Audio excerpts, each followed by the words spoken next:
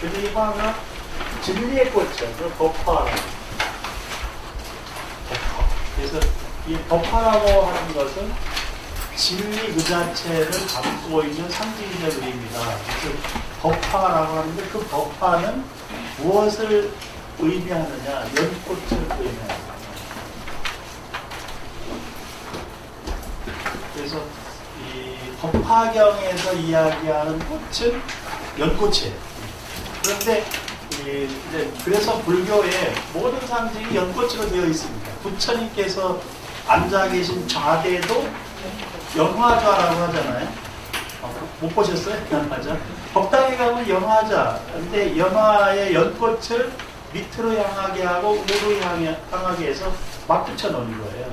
그래서 그 연화자가 앞면, 복면 이렇게 표현하는데 연꽃을 밑으로 그리고 위로 이렇게 향하게 해서 막 붙여가지고 연화좌대를 만들었어요. 그리고 그 이제 연꽃을 그렇게 그 모든 문양에도 단청할 때의 문양도 연꽃 문양으로 단청을 합니다. 그래서 절에서 뭔가를 장엄하고 꾸밀 때는 반드시 연꽃 문양을 활용하고 있다. 그것은 연꽃에 담겨져 있는 상징성 때문에 그래요.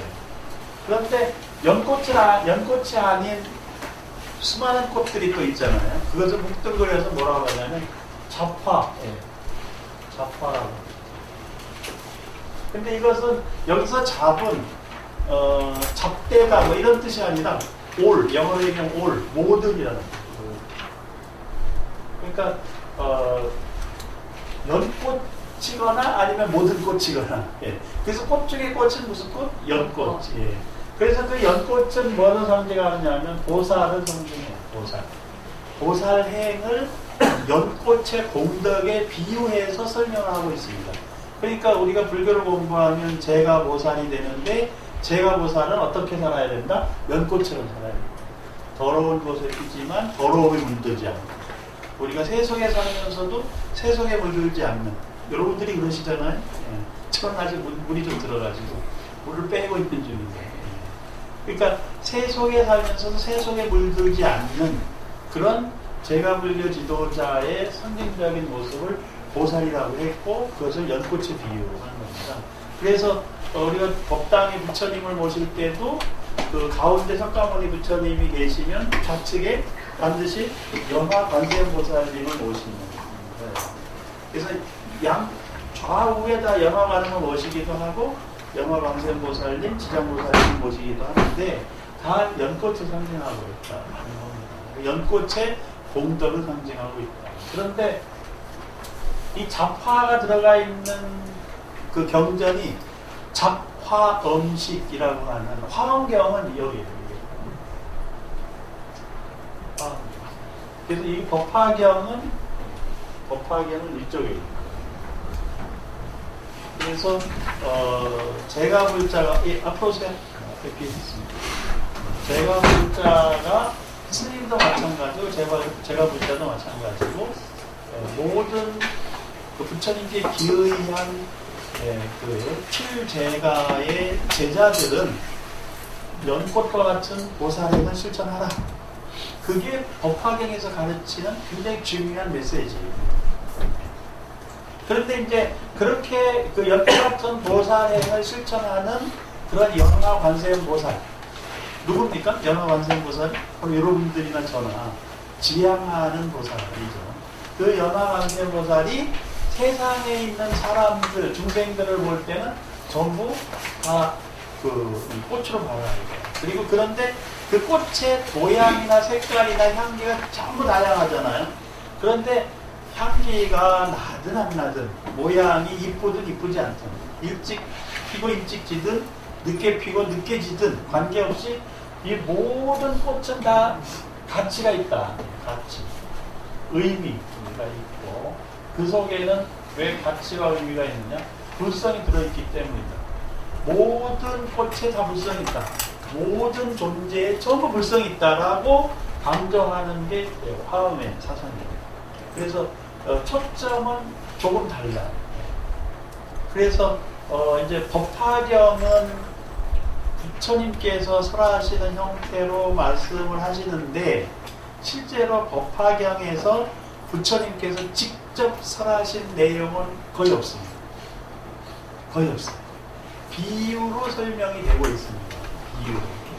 그래서 그 부처님께서 직접 설하시기보다는 부처님께서 법화삼매에 계실 때 이제 이 보살들 또는 제가불자들 뭐 이렇게 해서 이제 이 설법이 이루어지고 있어요. 그래서 그런데 이게 법화경에서 이제 비유로서 계속 설명이 되고 있습니다. 비유로서. 그래서 비유로서 설명을 하기 때문에 이게 도대체 무슨 의미인지를 처음 보는 사람은 잘 모를 수 있어요. 네. 근데 그 비유가 상징하고 있는 의미가 뭔지를 잘 살피면 이제 알게 돼요. 그러니까 그래서 그 비유에 법화 9유가 있다. 9가지 비유가 있고 그 다음에 총유가 하나 있다. 그래서 법화 10유 이렇게 얘기를 해요. 법화경에 10가지 비유가 있다. 근데 그 법화경에 10가지 비유가 총유가 있고 별유가 있다. 이렇게 나눠가지고 설명을 하는데 총유가 하나, 별유가 9. 근데 9가지만 있는 건 아닌데 대표적인 거 9가지를 뽑아가지고 법화 10유라고 하는 거예요. 10유. 이렇게 표현을 하는데 근데 이제 그 법화 10유를 설명하는 부처님의 근본 교설은 딱 한 단어가 있습니다. 딱 한 단어. 그걸 찾아내야 되는데 법화경을 공부한 사람은 그 부처님께서 설하신 직접적인 가르침 딱 한 단어. 예. 그걸 찾아내야 되는 거예요. 이번 공부는 그 한 단어를 찾아내는 공부입니다. 그걸 찾아내는 거는 정말 대단한 공부가 되신 것이다. 그렇게 생각을 하는데 많은 분들이 법화경을 읽고도 법화경의 그 핵심 단어가 뭔지를 모르는 경우가 너무나 많은 거예요. 그래서 이제 천천히 한번 찾아보시기 바랍니다. 숙제는 숙제. 근데 이제 1.5분 나와요. 그래서 이 법화경에서 이야기하고 있는 핵심 가르침은 연꽃과 같은 보살행을 실천하라. 네. 그래서 그 연꽃의 비유가 총유, 연꽃의 비유.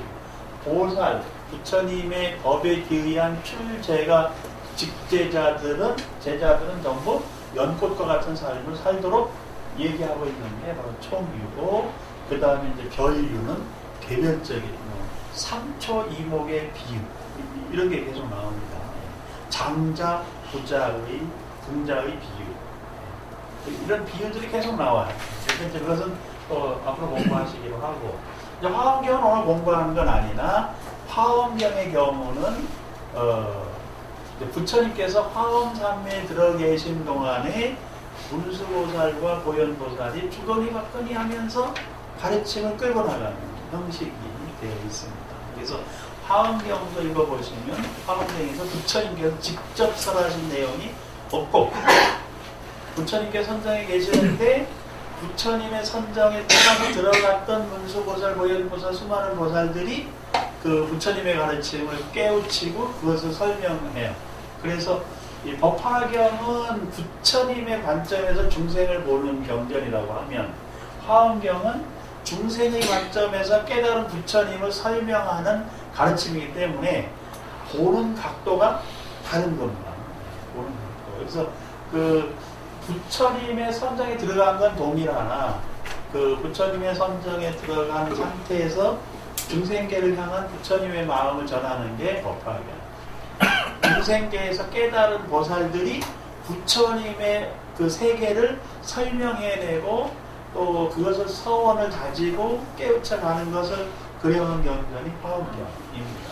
그래서 이제 그 초점이 조금 다르지만 공통점은 화라고 하는, 꽃이라고 하는 공통점이 있다라고 하는 것을 이제 전제하시고 좀 살펴보셨으면 좋겠습니다. 우선 우리가 책을 받았으니까 이 책에 제1권 1페이지 1페이지 서품 좀 독서하고 설명을 해나가겠습니다.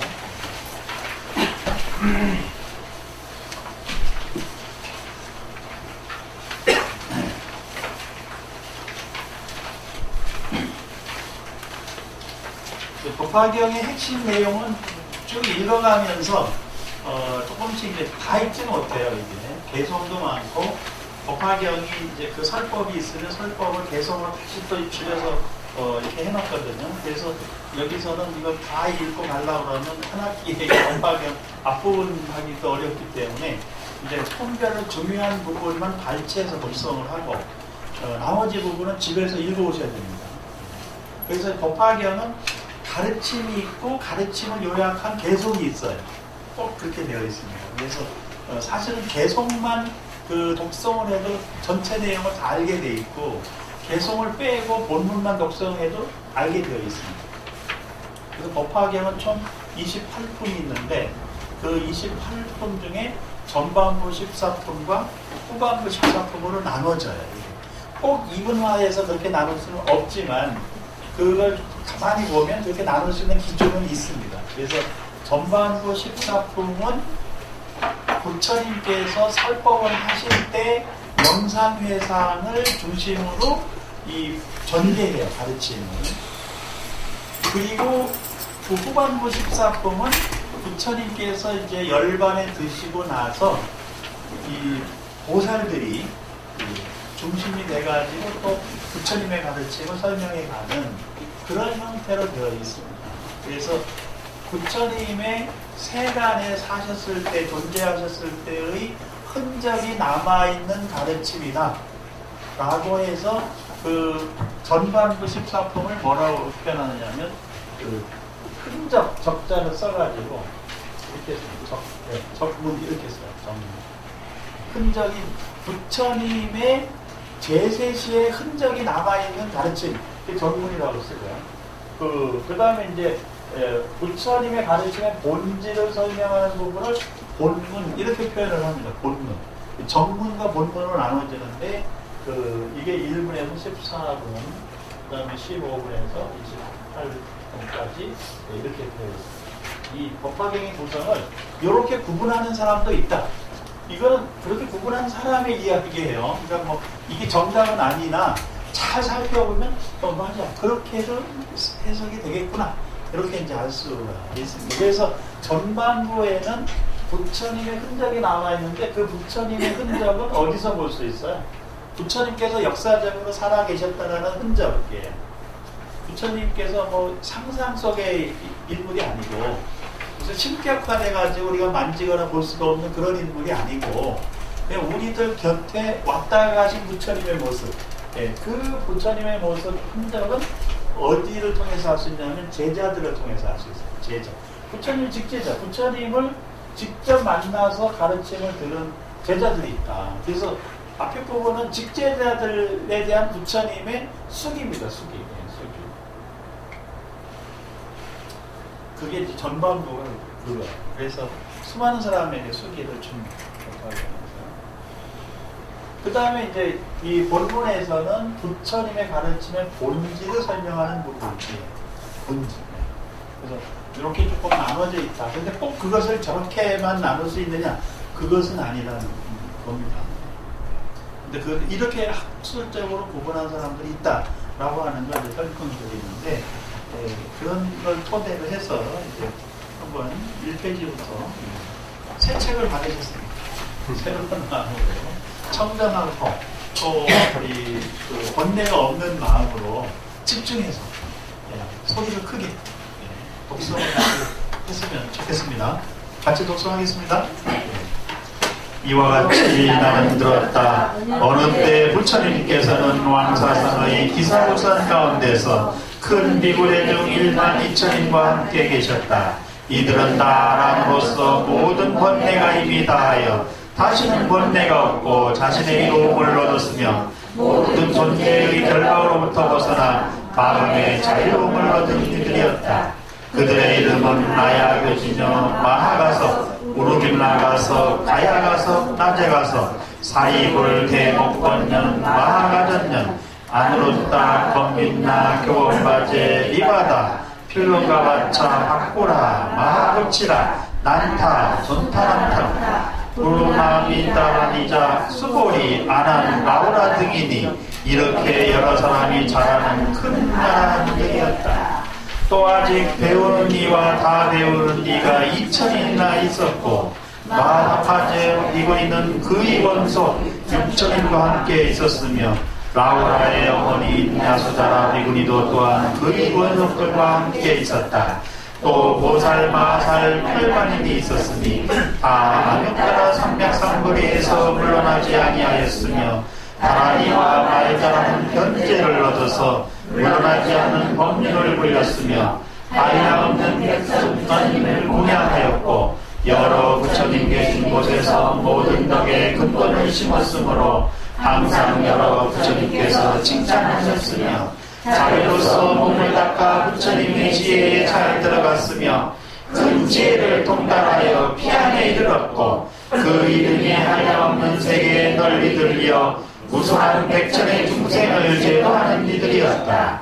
그들의 이름은 문수발보살, 관세보살, 득대세보살, 삼정진보살, 불림식보살, 무장보살, 야왕보살, 용시보살, 보월보살, 월광보살, 마을보살, 대력보살, 무량역보살, 월삼계보살, 알타바라보살, 미륵보살, 고적보살, 도사보살 등이니 이러한 보살, 마살, 팔만인과 함께 있었다.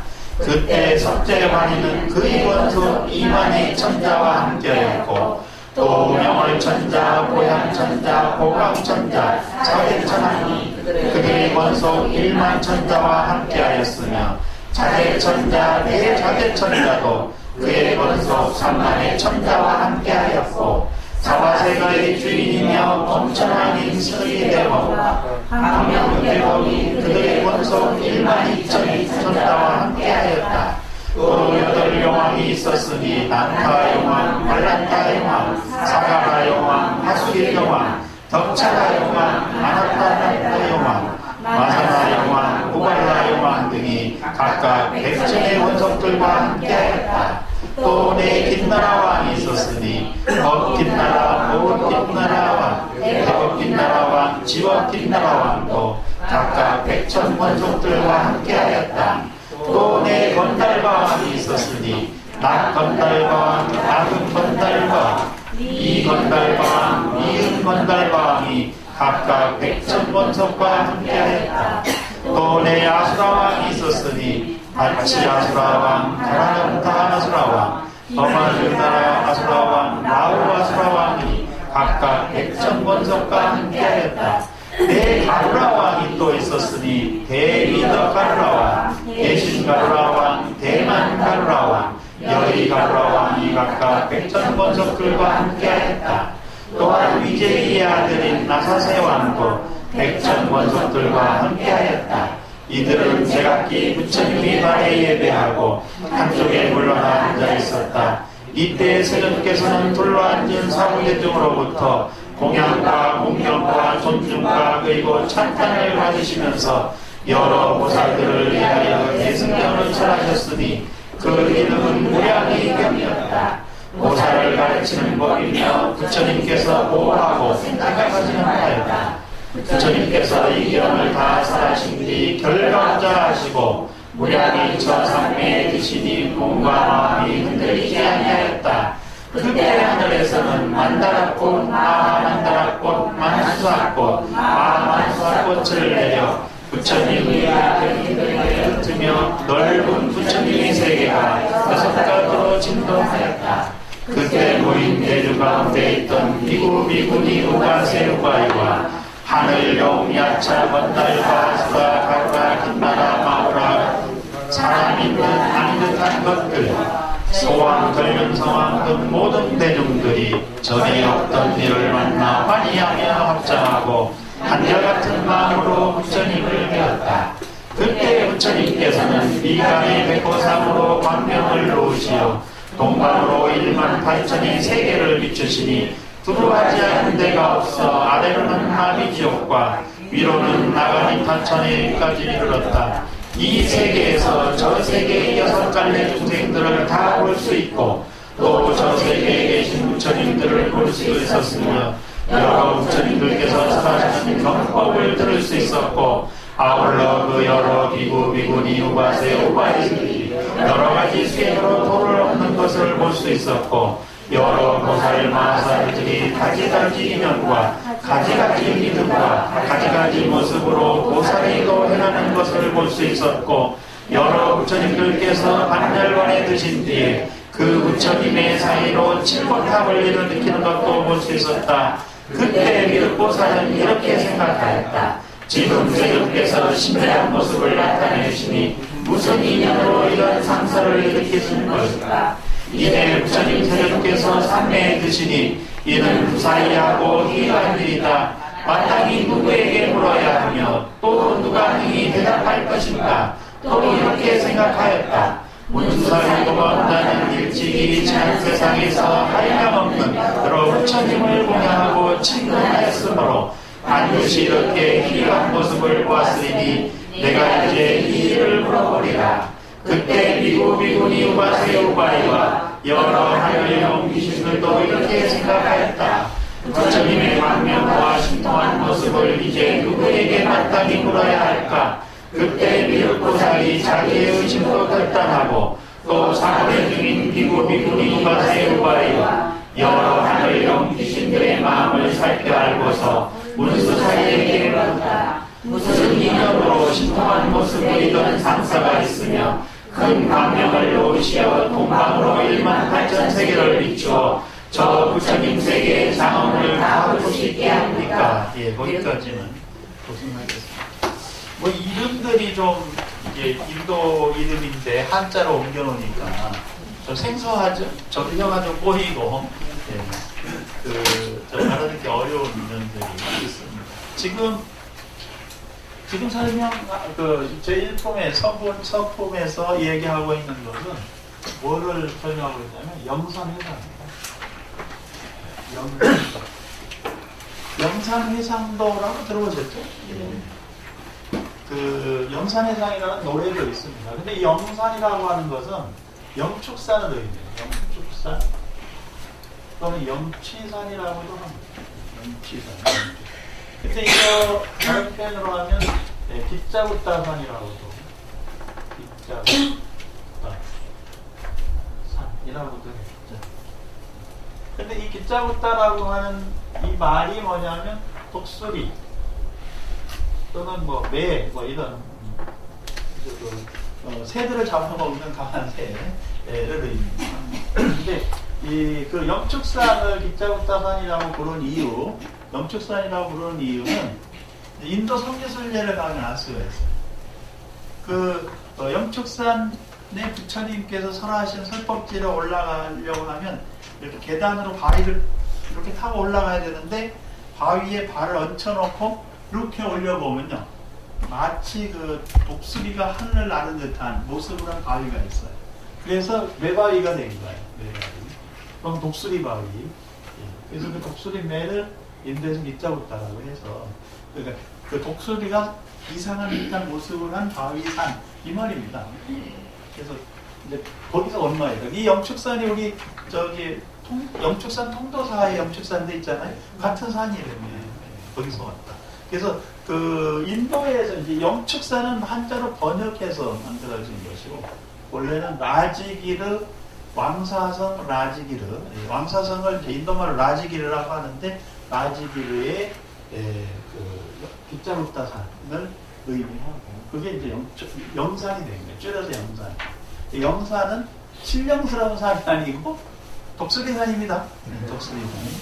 그런데 이제 신령 영자를 써서 표현도 해요. 그래서 독수리같이 비상하는 바위 모습을 한 그 산, 이런 의미입니다. 회상이라고 하는 것은 부처님께서 설법하시는 모습을 모습입니다. 그러니까 그 회가 모여있는 장소라는 뜻이에요. 영축산에서 부처님께서 설법하실 때 대중들이 모여있는 모습을 뭐라고 하냐면 영산회상이라고 하는 겁니다. 그러니까 그런데 이게 왜 의미가 있느냐 하면 부처님의 마지막 설법이었어요. 영축산에서. 그래서 그 마지막 설법인 줄 대중들은 몰랐지만 수많은 대중들이 와서 설법을 들었습니다. 이 법화경을 설하시고 부처님께서 영축선을 내려오셔서 그동안에 포교하셨던 그 인도 전역을 1년 동안 돌아다니십니다. 그래서 다 다니시면서 또 아난존자에게 돌아가시면서 설법을 또 계속 해주시는데, 그게 이제 전생에 나는 어땠다, 어떻게 수행을 했다, 누구에게 태어나서 뭐 어떻게 출가하고 어떻게 수행을 하고 무엇을 깨우치고 나에게 법을 들은 제자는 누구고 뭐 누구는 뭘 잘하고 이런 걸 계속 설명을 해주세요. 1년 동안. 그래서 그 1년 동안 영산회상에서 나오셔가지고 1년 동안 유행을 하시면서 설법한 내용을 유행경이라고도 하고, 예, 유행경, 그 열반경이라고도 합니다. 열반경. 근데 열반경의 내용이 굉장히 길은 경우 대반열반경이라는 경전도 있고 열반경도 있고 그렇습니다. 근데 그 열반경, 대반열반경은 부처님께서 완전한 열반에 드시기 직전에 그 아난존자에게 전생부터 미래까지 얘기를 전부 다 하신 거예요. 그것을 이제 기록해 놓은 게 열반경, 대반열반경 그렇습니다. 그래서 그 열반의 여행을 떠나시기 전에, 마지막 1년의 열반의 여행을 떠나시기 전에 영산회상에서 설법한 내용이 기록된 게 바로 법화경이다. 그런데 그 영산회상에서 설법을 누가 들었느냐? 예, 그걸 여기서 지금 우리가 공부한 겁니다. 누구 들었느냐. 근데 거기에 실존했던 인물도 있고 가상의 인물들도 있어요. 여러분들은 지금 여기 한 500명이 모여 계시지만, 아니면 400명이십니다. 근데 그렇게 얘기할 수 있는 건 뭐냐면, 여러분들이 여기서 공부를 해가지고 집에 돌아가셔서 또 그 가족이나 친구들에게 얘기하실 거잖아요? 안 합니까? 그러니까 여러분이 비록 여기 혼자와 앉아 계시지만 혼자가 아니라는 거예요. 여러분들 뒤에 수많은 사람들이 있다는 겁니다. 지금 그것을 상징적으로 설명하고 있어요. 상징적으로. 그러니까 사리불 존자가 와서 혼자 설법을 들어도 혼자가 아니에요. 사자를 따르는 수많은 제자들이 있고 또 그 제자들에 또 수많은 사람이 있는 거예요. 그래서 결코 사리불 혼자가 혼자 와 있다고 해서 혼자가 아니고, 여러분들도 어디 가면 혼자 몸으로 가도 혼자가 결코 아닙니다. 여러분들 뒤에 버티고 있는 가족들도 계시고 또 여러분들에게 도움을 주고받는 친구들도 있고 그렇잖아요. 그러니까 혼자지만 혼자가 결코 아닌 거예요. 지금 그것을 상징적으로 이렇게 해서 막 여러 그 사람들, 유형들로 나눠가지고 설명을 하고 있습니다. 큰 비구 대중 12,000인과 함께 계셨다. 12,000명이 앉을 자리가 없습니다. 영축산에. 12,000명이 앉을 자리가 없어요. 그 영축산 부처님께서 설하신 거기 제가 사진도집에 가서 기도도 해봤는데 그 법당 안에, 금당 안에 한 50명 들어가면 팍하게 50명 들어가기 쉽지 않아요. 주변에 이렇게 앉으면 한 200명, 300명이면 막 떨어질 정도로 밀어야 돼. 그러니까 그렇게 많은 대중이 앉을 공간은 없어요. 들을 수 있는 공간은. 근데 왜 이렇게 표현했을까? 거기에 한 분 한 분이 설법을 들은 분이 뒤에 엄청난 배경이 있다는 거예요. 그래서 이제 이렇게 표현한 게 과장된 것 같지만 영향력으로 따지면 그렇게 많은 대중들에게 영향을 준 그런 분들이 와서 들었다. 이렇게 우리가 상징적으로 이해할 수가 있습니다. 그러니까 12,000인이 함께 계셨다고 하면 숫자는 12,000명을 다 세는 게 아니고 그냥 여기는 많은 대중이 있었다. 그런데 부처님을 따라다니던 직제자들이 기본적으로 몇 명이 따라다녔냐면 비구 스님만 1,200명이에요. 그러니까 비구 스님 1,200명이 곱하기 10을 했다. 이렇게 보면 됩니다. 원래 1,250명의 비구 대중인데 설법을 못 들은 50명이 있어요. 그 뒤에 나옵니다. 설법을 못 들은 50명. 그래서 이제 이렇게 표현을 하고 있다. 저는 그렇게 이해를 합니다. 그런데 거기에 이제 그 아라한이라고 하는 아라한이라는 용어가 있어요. 아라한은 그 번역을 뭐라고 하냐면 은공, 은장 동양을 받을 만한 님, 이걸 아라한이라고 합니다. 그런데 이제 그거에 또 살적, 도적을 죽인 사람 이런 뜻도 돼요. 살적. 근데 도적이 밖에 있는 도적이 아니라 마음속에 있는 도적을 죽인 사람이에요. 그러니까 마음속에 도적과 같은 악심이 전부 소멸된 사람이라는 뜻이에요. 그래서 마음속에 도적이 있으면 동양을 받을 수가 없습니다. 마음속에 도적이 뭐예요? 그 마음속에 도적이 탐, 그래서 진, 치, 만, 의. 이걸 교만과 의식. 이런 마음이 있으면 공양을 받으면 안 됩니다. 뭐가 일어나요? 욕심이 있는 사람에게 공양을 주면 뭐가 일어나요? 그 공양을 받은 사람이 마음속에 집착과 분별이 일어나는 거예요. 집착과 분별. 이 집착 문제가 큽니다. 저도 오늘 여기 이 스님이 이제 저를 한 분이 만나자고 해서 이제 서로 이게 교통이 너무 이게 지금 막히잖아요. 기도로. 그래서 요 앞에 이제 향교 앞에서 만나겠다. 그래서 한 2시간 스님하고 얘기를 하고 이제 스님 가셨는데 이제 그 얘기가 뭐냐면 불사를 하는 거예요. 불사.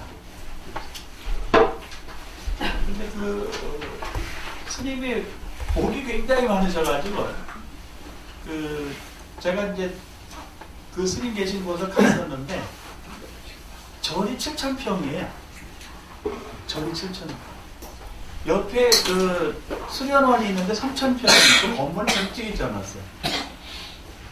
그 옆에 30,000평이 또 있습니다. 네, 엄청 부자예요, 스님이. 그래서 제가 스님한테 물었어요. 스님, 이거 어떻게 이래, 스님께서 이런 토지를 이제 확보하게 되셨습니까? 그랬더니 그 출가하시기 전 사업을 하셨더라고. 그래서 사업하시면서 산 땅도 있고, 그 다음에 또 이제 그 출가하니까 또 신도들이 또 땅을 줬대는 거예요. 네. 그래가지고 뭐 한 4만 평 정도 되더라고, 땅이. 크고 작은 게 이렇게 떨어져가지고. 그걸 보고, 야, 나는 복이 지지리도 없다. 난 손볼권줄 땅도 없어가지고. 집 하나 샀는데 또 우리 와이프 이름으로 했네. 야, 이게 복이 다른 거예요, 복이. 그래서 어떤 복이 다를까 생각해 봤더니 그 스님은 아까도 그러시더라고요. 이게 내 이름으로 돼 있는 게 불편해가지고 법인을 다 넘겨놨대요. 종단 법인으로 다 넘겨놨대요. 그러니까 자기는 하나도 갖고 싶지 않다. 그 갖고 있을 걸 뭐 하겠냐는 거예요. 갖고 있을 걸 뭐 하겠냐, 이게 내 이름으로. 세금만 많이 나오고. 갖고 있는다고 한들 내가 죽으면서 떠갈 수도 없지 않느냐는 거예요. 결국 그 스님의 역할은 그것을 잘 가꿔가지고 다음 세대가 실행활동을 하고 수행할 수 있게끔 불교가 유지될 수 있게끔 해놓고 가는 것 이상도 이하도 없다는 거예요. 그러니 어떻게 하나? 도와달라. 그래서 그 순간에 제가 제 마음에 흔쾌히 이렇게 해야 돼요. 아, 스님께서 이런 좋은 뜻을 갖고 계셨으니 당연히 도와드려야죠. 이렇게 말이 나가야 됩니다. 말은 저도 그래 했어요. 말은. 근데 속마음은 무슨 생각이 들었을까요, 제가? 아니, 그렇게 해서 나한테 무슨 일이 있을까? 그 생각이 이렇게 올라오는 걸 제가 보고 내가 복이 없는 이유를 알겠다. 사실은 그렇잖아요. 저도 마찬가지지. 뭐 내가 뭘 갖고 있을 거야. 근데 요즘 제가 갑자기 복이 생겨가지고 또 뭐가 3,000평을 내놓고 또 1,100평도 주겠다. 막 이런 분들이 계셔요. 그래서 이제 요즘 고민을 해요. 내가 받을 복을 이제 받아갈 문제가 아니다. 이거는. 그래서 이제 좋은 뜻을 하는 스님들하고 이렇게 연결시켜서 하는 게 좋겠다. 그런 생각을 요즘 이제 쳐들었죠. 엄청나게 쳐들었어요. 옛날에는 어떻게 하면 내 거로 만들까 뭐 이런 생각도 했는데 요즘은 제가 제 복을 알게 됐어요. 내 복이 아닌 걸 내가 갖고 있어가지고. 왜냐면 여러분들은 저도 마찬가지입니다. 뭐 땅, 집 많이 갖고 있으면 뭐 하겠어요? 가실 때 갖고 가실 건가? 예. 그러니까 결국은 내가 가지고 있는 재산을 뭐 자식들한테 물려주고 뭐 할 수도 있지만 의미 있게 사용을 함으로써 다음 세대가 잘 살 수 있게끔 지혜롭게 살고 복덕을 갖춰 살 수 있게끔 해줘가는 것이 가장 큰 복을 짓는 것이 아닌가. 저 요즘 그런 생각을 들어요. 왜냐하면 누가 땅을 준다니까 지금 문제가 3만 평 와서 살라는 건데. 그래서 내가 뒤늦게 발복을 했나. 근데 그 발복이 나를 위해서는 전혀 한 푼도 오지 않는 거예요. 그러니까 내가 나를 위해서 하겠다는 생각을 내려놓으면 세상이 전부 내 거고 내 것으로 만들겠다 그러면 세상에 내 손못 하나 꽂을 땅도 없는 사람이 바로 저다. 스님들이 이렇게 그런 스님들을 만나게 부려오는데 스님들이 아무런 생각 없이 그냥 잘 만들어서 또 누군가 잘 되게 해주겠다라는 생각을 가지고 있을 때 그런 분들이 이제 공양을 받을 만한 분인 거예요. 그리고 그런 분은 마음의 도적이 사라졌는데 그 도적이 탐진체 탐의 집착 또 분노의 분별 이런 거 사라졌어요. 사라져야 됩니다. 우리가 불교 공부하는 것도 그런 것이죠. 부처님께서도 그런 마음이 없으셨기 때문에 아라한이신 거예요. 부처님을 아라한이라고 은공이라고 부르는 것은 그게 도달하셨고 그러니까 부처님한테 수많은 사람들이 절을 지어가지고 공양을 올렸잖아요. 부처님께서 본인 이름으로 등기전 해놓은 절이 하나도 없어요. 네, 하나도 없습니다. 부처님 이름으로 된 건 이 세상에 아무것도 없어요. 그래도 전부 뭐라고 그래요? 우리는 그것을 삼보정제라고 하고 불불이라고 합니다. 불불. 예, 이런 원리를 알게 되면 사실 그 부처님처럼 사는 방법도 굉장히 아주 엄청난 의미가 있는 것인데 이제 우리가 여러분들은 벌써 그렇게 살고 계시는 거죠. 아직도 저는 집 한 채 있는데 이걸 아들 줘야 되냐 딸 줘야 되냐 이러고 그게 이제 중생살이죠. 중생살. 그래서 아라한이 되었다라고 하는 것은 모든 번뇌가 이미 다해서 다시는 번뇌가 없고 자신의 이로움을 얻었다. 궁극의 이로움이 뭐예요? 그 자신의 이익이라고 하는 게 이익과 안락과 행복의 길이 있어요. 행복. 이익과 안락과 행복인데 뭐가 나에게 이익이 되고 뭐가 나를 안락하게 하고 뭐가 나를 행복하게 할까요? 그 이익과 안락과 행복이 뭐를 의미하느냐면 열반을 의미합니다. 그러니까 번뇌망상의 불꽃이 사라진 거예요. 니르바나. 번뇌망상의 불꽃 이런 탐진체만이라고 하는 5가지 장애가 싹 사라진 겁니다. 그게 사라지면 고민할 것도 갈등할 것도 없어요. 아니, 저도 법화경을 공부하면서 이런 얘기를 하는데 왜 종단은 총무원장짜리 놓고 싸우는 거예요? 누가 하면 어떻습니까? 그렇죠? 누가 하면 어때? 누가 하든 네가 하면 안 되고 내가 하면 된다라는 생각을 하면은 이미 그 속에 뭐가 있어요? 이익과 안락과 행복이 현재 조건에 걸려 있다는 거예요. 네가 하면 안 되고 내가 꼭 해야 된다. 이거 잘못되는 겁니다. 네가 해도 좋고 내가 해도 좋고 근데 나 하기 싫어. 그게 정상적인 거죠. 수행자의 모습이. 네가 해. 네가 자질도 안 되고 능력도 안 되고 이러면서 총무원장 시키면은 그냥 보따리 싸들고 도망가야 되는 게 수행자의 본래 모습인데 아니야 너는 안 되고 내가 꼭 해야 돼. 이게 이제 이건 그 불교를 망치는 자세예요. 그러니까 그 얘기는 뭐냐면 너는 안 되고 나만 된다라고 하는 건 이미 열반에 도달하지 못한 거예요. 열반에 도달하지 못하면 사적인 이익이나 개인적 안락이나 또는 세속적 행복을 추구하고 있다는 겁니다. 이게. 그걸 벗어나지 않으면 뭘 받을 수가 없어요? 응당 공양을 받을 수가 없습니다. 응당 공양을 받지 못한 이유가 뭐겠어요? 마음속에 도적이 살고 있어서 그렇다. 그 마음속에 도적이 없어진 사람을 뭐라고 합니까? 아라한이 되었다. 이렇게 얘기합니다. 그러니까 여기 지금 아라한이 되었다라고 하는 것은 이제 세상에 어떤 것도 내 것이다, 네 것이다 분별이 없는 상태인 겁니다.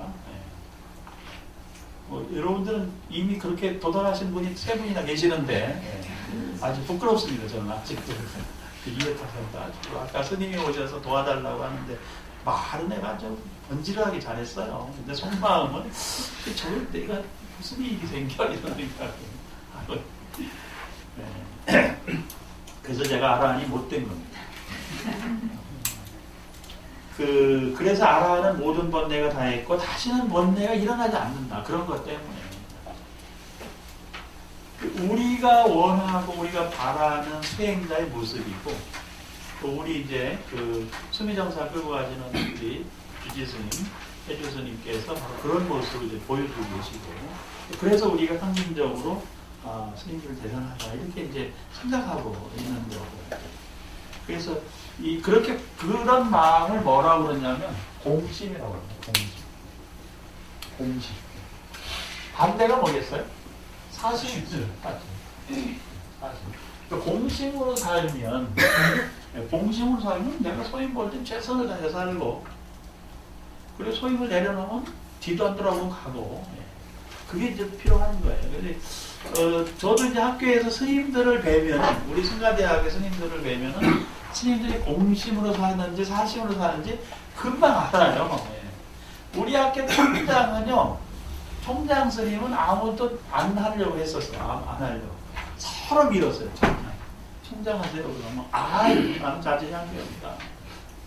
근데 그 이유를 제가 기획실장 하면서 알게 됐어요. 기획실장을 하라고 하니까 저는 또 얼마나 좋아요. 엄청난 권한이 있는 것처럼 생각하고. 그래서 기획실장이 돼가지고 스님하고 이제 회의를 하는데 보니까 세상에 학교에 돈이 없네? 돈이 한 번도 없는 거야.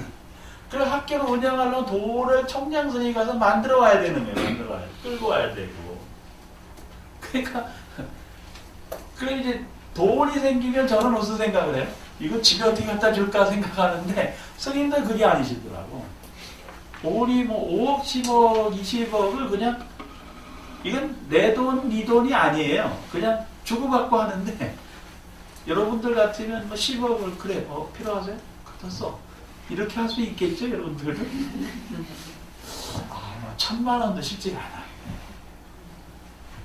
1,000만 원은 뭐 여기서 마음대로 이렇게 그래 갖다 써라. 이렇게 하는 분은 많이 계시겠는데 1억도 이거 쉽지가 않고 10억은 더더욱 그래요. 근데 제가 옆에서 보니까 10억, 20억을 주고받는데 영수증 한 장도 안 받아. 그냥 알아서 써. 네가 필요해? 네가 써.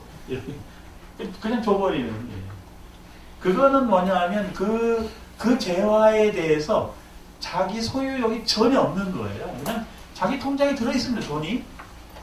근데 자기 거라고 생각을 안 하는 거예요. 그러니까 마음대로 주고받고 하는데 아주 자유롭고. 근데 옆에서 잘못 보면은 왜 스님이 저렇게 돈을 함부로 쓰지? 이런 생각을 할 수가 있어요. 근데 이건 가치관이 다르다. 주고받는 데 있어서. 내가 기획실장 하면서 3년 반 하면서 배운 게 이거야. 이게 저렇게 걸림없이 주고받을 수 있어야 되는데 나는 월급 타가지고 말이지 적금 들고 난리치는 게 아닌데. 그래서 이게 공심으로 사는 사람이 소임을 맡으면 거기가 발전합니다. 사심으로 사는 사람이 소임을 맡으면 그 있는 건 다 까먹고 가요. 그래서 이제 요즘도 제가 이제 저 소임을 좀 보고 있지는 않으나 요즘 소임 하나 맡았어요. 제가 어학원장인가 어학원장을 맡고 내가 그 총무과 직원한테 물었어요. 어학원 예산이 얼마 했어? 그랬더니 별로 없습니다. 그러면 그 어학원 예산을 어떻게 만들었어? 어떻게 썼지? 어학원장님이 만들어 왔어요. 저도 선물로 그럼 나는 얼마를 만들어야 돼? 결국 제가 돈 받을 때는 없잖아요. 그러니까 이제 제가 모아놓은 돈은 이제 써야 되는 상황입니다. 그래도 그게 이제 공심과 사실의 갈림길에 서 있는 거예요. 어떻게 써야 되느냐, 얼마나 써야 되느냐.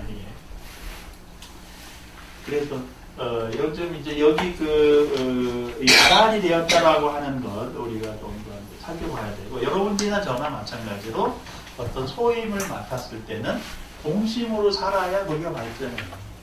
근데 사심이 있는 사람은요, 자기가 아무것도 취하지 않고 나쁜 짓을 하지 않아도 사심 있는 사람은 알 수가 있는 게 그 살림살이를 거덜내고 갑니다. 잘못 쓴 건 아니에요. 잘 살았어. 회계 장부로 보면 쭉 써야 될 때 잘 썼어요. 그런데 뒷사람이 일을 할 때 보면 통장이 텅 비어 있어요. 이건 공심으로 사는 겁니다.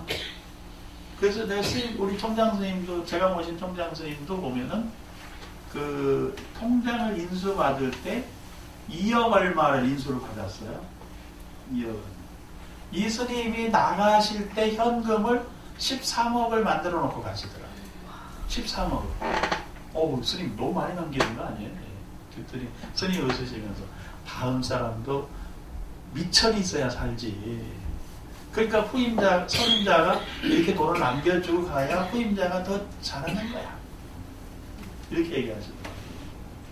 그러니까, 그게 이제 공심으로 사는 게. 그래서 도서관도 짓고, 많이 10억 들여가지고 하고, 또 현금을 13억을 남겨놓고 가요. 저런 공심으로 사니까 학교가 유지가 되는 거예요. 뒤에 원스님도 역시 또 그렇게 살아갑니다. 그래서 운영이 되는 거예요. 총장이 돼가지고 월급을 집에 갖고 갈 수가 없어요. 물론 스님들이 집도 없지만, 절은 있지만, 월급을 가져갈 수가 없어요. 그 기사를 쓰잖아요, 기사. 운전기사가 있어야 될 거 아니에요. 총장 선생님 자기가 직접 운전할 수도 있지만, 어디 가면 그 위라는 게 있어요, 또 이게. 그 기사가 있어야 됩니다. 그럼 기사 월급을 누가 줍니까? 뭐죠? 총장 선생님이 줬다. 본인 월급 타가지고 기사 월급 주는 거예요. 참석업이에요. 그래가지고 우리 종범 큰 스님 아시죠? 종범 큰 스님은 그렇게 다 쓰시고도 매년 5천만 원씩 또 내놨어요. 5천만. 지금도 내놓고 있어요. 지금 총장 퇴직한 지 5년이 지난 지금도 5천만 원씩 주고 있어요. 학교. 그래서 그 연구소가 운영되도록 하는. 그럼 본인의 원력으로 하고 있고, 어느 교수님은 지금 이제 정년퇴직이 이제 몇 년 안 남았는데 5년 동안에 발언을 한 게 교수님입니다. 일반 스님 교수님인데 5년 딱 정년퇴직이 남으니까 그때 발언을 내가 정년퇴직하기 전에 1년에 1억씩 학교에다가 희사하고 가겠습니다. 이렇게 하고는 열심히 희사를 하고 있습니다. 지금. 그래서 5억을 내놓고 가겠다는 거예요. 퇴직하는 그날까지 딱. 이게 우리가 이제 그냥 스님들을 뵈는 거 하고 옆에서 스님들이 사는 것을 보는 거 하고는 큰 차이가 있다. 너무 큰 차이가 있다. 그러니까 저렇게 막 총무장 한다고 나르리하고 단식투쟁하고 뭐 잘리고 또 막 이렇게 하는데 저 개판 온전 집안이네 뭐 이렇게 생각할 수 있는데 막상 제가 소임을 같이 봐보니까 이게 불교가 운영되는 이유를 이렇게 2700년 동안 흘러온 이유를 여기서 보는구나 라는 생각을 하고 제가 사실 스님들 모시면서 좀 부끄럽습니다. 그런 모습을 보면. 그래서 이제 여기 아란이라고 우리가 이야기하려고 하면은 적어도 우리 사회에 이런 스님들 정도가 돼야 아란이라고 볼 수 있습니다. 근데 모든 스님이 그러면 지금 다 아란이어야 되느냐? 전 그렇게 생각지 않아요.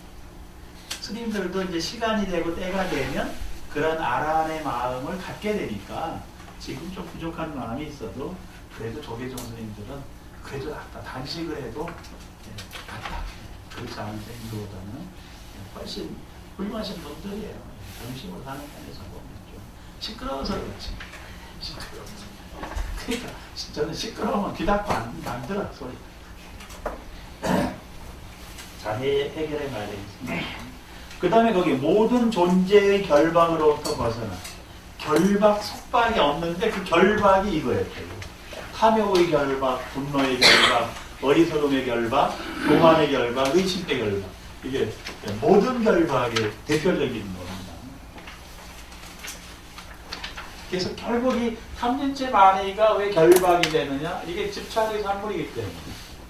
그 다음에 분별의 산물이기 때문에 이게 집착과 분별이 결박을 만들어내는 끈이 됩니다. 그래서 이제 요즘 제가 문화치유 명상이라고 하는 걸 이제 연구를 하고 치유의 그 과정을 이제 불교적으로 설명을 하고 연구를 하고 있습니다. 어떻게 치유가 되느냐? 사실 치유가 뭐냐면 집착과 분별을 끊어내는 것이고요. 결박을 스스로 풀어내는 게 치유예요. 치유. 그러니까 내가 화가 난다. 사실은 화가 나는 속에는 뭐가 뒤에 있냐면 불안 심리의 결박이 있는 거예요. 불안 심리가 사라지면 화도 사라질 수 있어요. 불안하기 때문에 방어 기제로 화를 일으켜가지고 어떻게 살려고 하는 거거든요. 스트레스 받으면 화를 일으키잖아요. 예. 그러니까 그 스트레스 상황에서 벗어나려고 하는 발버둥이기도 해요. 이 화를 내는 것이. 그러니까 화를 내는 사람을 가만히 보면은 저 사람의 마음속에 불안한 심리가 있다. 그 불안한 심리는 왜 올까? 이건 미래에 대한 지혜가 없어서 이렇게 알 수가 있는 거예요. 그래서 그것을 일깨워주고 자각하는 게 치유의 과정이다. 치유가 어려운 게 아닙니다. 그러니까 우리 여러분들도 이제 절에 올 때 저도 마찬가지지만 절을 찾아가는 많은 사람들이 치유 받으려고 찾아가거든요. 치유. 근데 치유는 누가 그럼 결국 해야 됩니까? 본인 스스로가 해야 되는 거예요. 절에서는 스님들이 치유하는 방법을 일러주고, 가르쳐주고, 이끌어주는데 사실 치유는 본인이 하는 거고, 본인이 치유한다라고 하는 것은 집착과 분별을 내려놔야 되는 거예요. 분노, 이거 전부 내려놔야 되는 겁니다. 그런데 이제 내려놓기 어려운 이유가 뭐냐면, 그게 의식의 작용은, 이거 소용없는 거야. 내려놓을 수가 있는데, 무의식 작용에 들어있잖아요. 무의식 작용. 그래서 무의식 작용에 들어있는 것 중에 결정적으로 삶에 영향을 미치는 무의식 작용. 그게 이제 나중에 좀 더 설명을 드리겠습니다만은 아니마라고 하는 단어가 있어요. 아니마. 그 다음에 아니무스. 이건 이제 라틴어예요. 라틴어라서 좀 어려운데 아니마, 아니무스라고 하는 이런 이제 심리학적 칼 융이 얘기한 심층 심리, 내면의 마음작용이 있다. 그런데 아니마라고 하는 건 뭐냐면 남성 속에 들어있는 여성성이에요. 그러니까 저도 이제 요즘 TV 드라마를 보면 눈물이 나오더라고. 그분이 옆에 있다가 저한테 그래. 이 인간은 나이 들어가서 설득선생님 왜 그 드라마 보고 눈물이 나올 만해 그게? 저한테 뭐라고 합니다. 근데 이제 나이가 오래 된 걸 어떻게 해? 근데 그게 저같이 지금 이제 갱년기로 들어가는 나이가 되면은요, 가려졌던 제 마음속에 여성성이 드러나는 거예요. 근데 그 여성성이 여러분들 다 있습니다. 여러분들은 아직 나이가 40대라 잘 모르시겠지만 그 여성성은 누구나 다 있어요. 그런데 남성성이 약해지면 그 여성성이 올라오게 돼요. 그 남자의 마음속에 들어있는 여성성의 마음을 아니마라고 하는데 그건 누구로부터 받았느냐? 어머니로부터 받은 거예요. 그리고 여성들도 그때가 되면 드러나는 남성성이 있어요. 그러니까 그걸 아니무스라고 해요. 여성의 마음속에 들어있는 남성성, 그걸 아니무스라고 하고 남성의 마음속에 들어있는 여성성을 아니마라고 하는데 이게 어디에 있냐? 무의식 속에 들어있다는 거예요. 무의식. 그래서 그 무의식 속에 들어있는 이것이 발현돼서 나옵니다. 근데 이걸 알면은 그렇잖아요. 부부간에도 서로가 이걸 이해하면 지금 이 인간이 또 이분이 지금 변화의 그 경험을 하고 있는 거구나 이렇게 보듬어 줄 수가 있잖아요. 그래서 이제 이게 변화가 일어나고 나면은 별로 문제가 안 됩니다. 근데 그 과정이 굉장히 힘들어요. 여러분들은 아직 경험을 전혀 못 하셔서 제 얘기가 실감이 안 되겠지만 곧 경험하시게 돼요. 여성들은 더 심하게 하고 남자들은 안 그런 척 하는데 또 이게 병들게 만들어. 그래서 남성들도 굉장히 요즘 이제 우울증도 많고 그렇습니다. 그래서 서로 이걸 이해해줘야 돼. 이걸 알면. 근데 그게 일어나는 이유가 바로 이런 거고 이게 호르몬의 작용도 있고 유전적 요인도 있는 거예요. 이게 호르몬은 현상적으로 나타나는 것이고 유전적인 건 무의식 속에 들어있는 것이고 그래서 이 아니마 아니모스라고 하는 이런 무의식의 작용이 마음속에 뭐를 만들어내냐면 그림자를 만들어냅니다. 이건 누구나 다 있고 또 다 이런 경험을 하게 돼 있고 다만 드러나느냐 안 드러나느냐의 차이예요. 그러면 15살 남자아이의 마음에도 이건 있어요. 있습니다. 그런데 막 성장하는 아이들은 이게 중요치가 않아요. 그렇지만 일정한 시간이 지나가면 드러나게 돼 있다. 그래서 우리들 마음속에 그림자가 지게 되어 있다. 그러니까 누구나 다 존재하면 괴로워지는 이유가 그런 그림자 요소가 있다는 거예요. 이걸 알면, 이런 원리들을 알면 누군가 지금 이상한 행동을 한다고 해도 지켜봐주고 보듬어주면서 조금 있으면 정상으로 될 거야 라고 기다려줄 수가 있는데, 이걸 모르면 너무 공격을 해야 되는 거예요. 예, 절에서도 뭐 서로가 보관들이 저희가 왜 저런 행동을 하지? 막 이렇게 이제 그런 모습을 보일 수 있을 때 조금 기다려주고 보듬어주고 또 이렇게 아우러주고 건사해주고 이런 마음이 있어야 되는데, 그렇지 못하면 이제 갈등이 생겨요. 특히 이제 여성들도 마찬가지예요. 여성들이 이게 안 쓰는 작동되면요 권력욕이 생겨. 웃겨줘야 돼. 옆에 계신 그 거사님들 한마디 말하면 딱딱 들어줘야 돼. 안 들어주면 난리가 나지. 그게 그 남성성이 있어서 그런 거예요. 그래서 사실은 이제 치유 과정에서 우리가 제가 말씀을 드리겠습니다만은 이런 내면에 이런 게 있고 밖으로는 이게 또 머리맡하는 페르소나라고 하는 가면을 나타납니다. 그래서 여러분들도 지금 얼굴에 가면을 좀 쓰고 계신가요? 오늘 이 모습이 여러분들 본래 모습이에요? 네. 가면을 근데 집에 가면 가면을 바로 써야 됩니다. 지금은 순수한 모습으로 계셔도 친구를 만나는 얼굴이 또 필요한 거예요. 그 가면이 잘못된 게 아닙니다. 관계를 형성할 때 필요한 것이에요. 그런데 그 가면을 쓴 얼굴, 그리고 우리가 사회관계 속에서는 이러저러한 가면을 쓸 수밖에 없는데, 그렇게 가면 쓰는 게 자기 본래 모습인 양 착각하는 게 문제입니다. 착각하는 게 문제예요. 그거 본래 모습은 아니고 사회관계 속에서 필요에 의해서 썼다 보셨다 할 수 있다. 그걸 적절하게 잘하는 사람이 관계를 잘 유지하고 발전시킬 수가 있고, 그걸 못하면은 왕따 당하는 거니까. 저도 마찬가지입니다.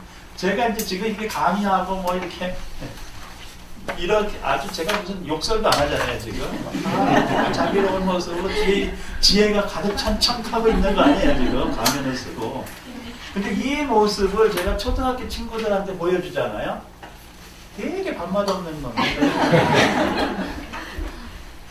그래가지고 이제 저도 친구들 만나면 이제 폼 잡고 앉아있는 거예요. 눈 내리깔고. 보긴 다 보지만 뭐 안 보는 척하고.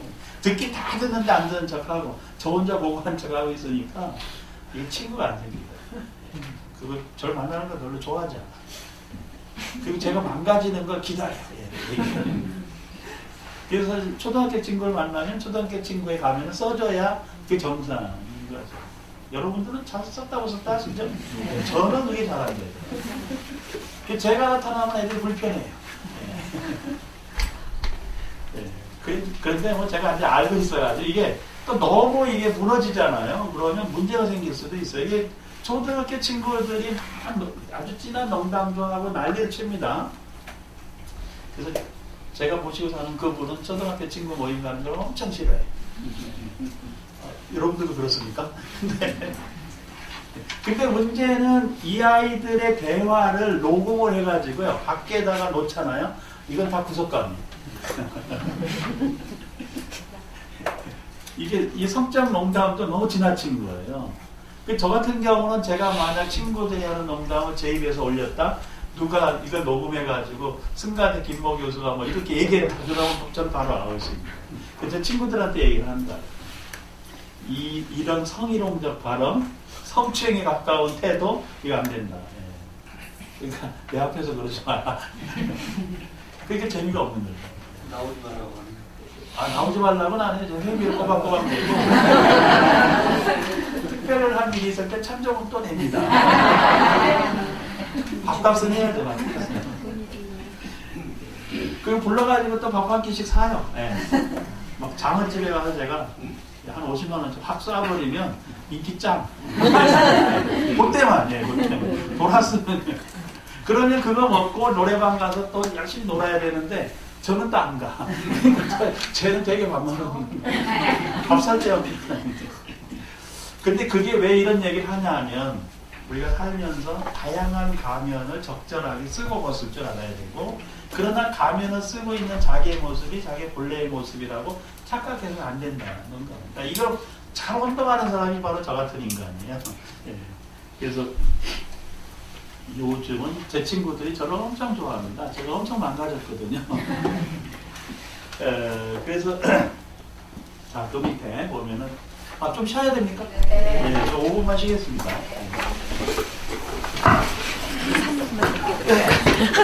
3분만 이야기가 듣기 쉽지가 않은데, 아야 교진녀라고 하는 분은 안냐, 꼰단냐라고 하는 거예요.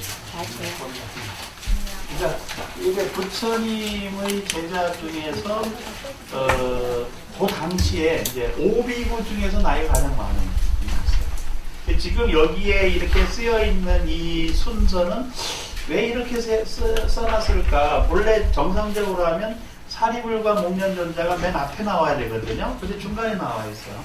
그래서 제가 이거 보고 이거 나이 순으로 열거했다. 이제 그런 생각을 합니다. 안냐꼰단냐가 사실 나이가 굉장히 많았어요. 그러니까 부처님께서 출가하시기 전부터 수행했던 사람입니다. 이분은.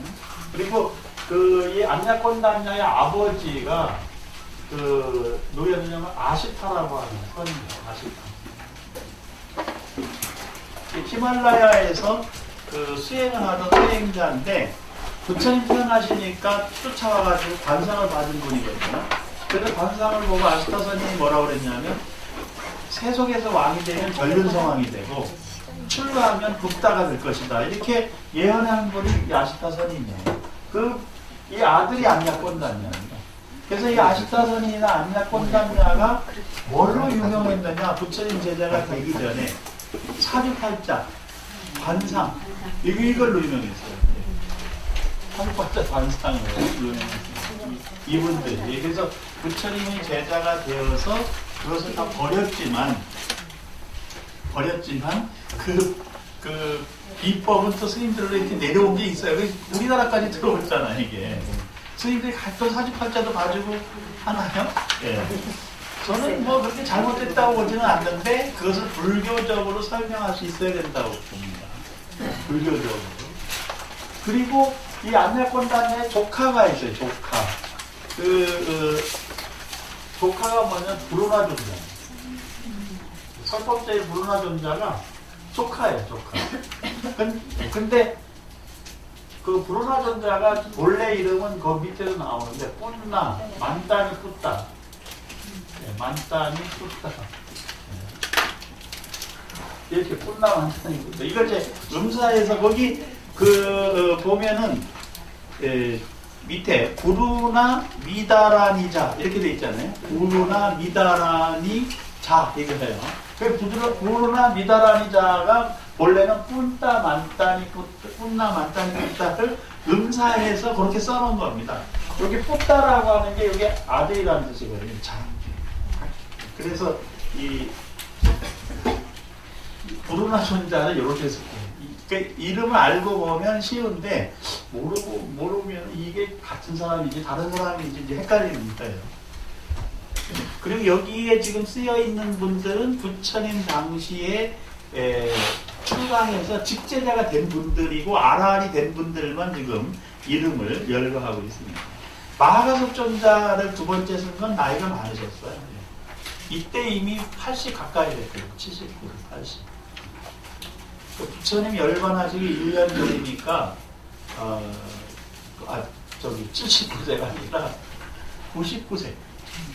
부처님께서 79세 때고요. 이때가 이 마하가섭존자는 99세 때입니다. 99세. 그러니까 안냐꼰단냐 존자가 살아 있었으면 마하가섭존자보다 나이가 많았죠. 마하가섭존자가 이때쯤 99세. 부처님 열반하실 때 그 마하가섭존자 100살이었어요. 그리고 20년 동안 교단을 끌고 나갔거든요.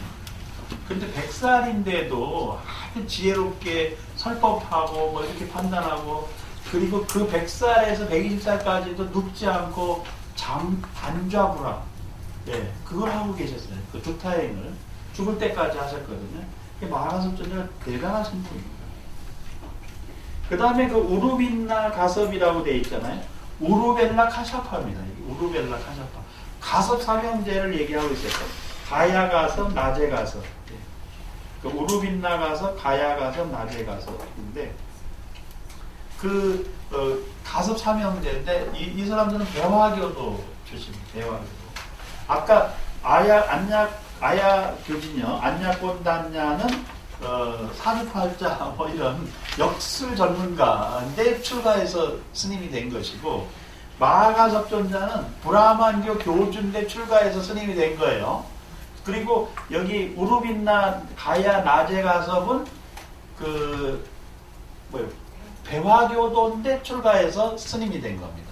그러니까 지금 여기에 있는 분들이 전부 타종교인들이었어요. 타종교.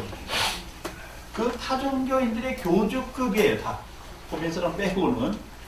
그래서 그 타종교인들이 자기 종교를 버리고 불교에 들어와서 지금 수제자가 된 거다. 이렇게 이제 보시면 되겠습니다.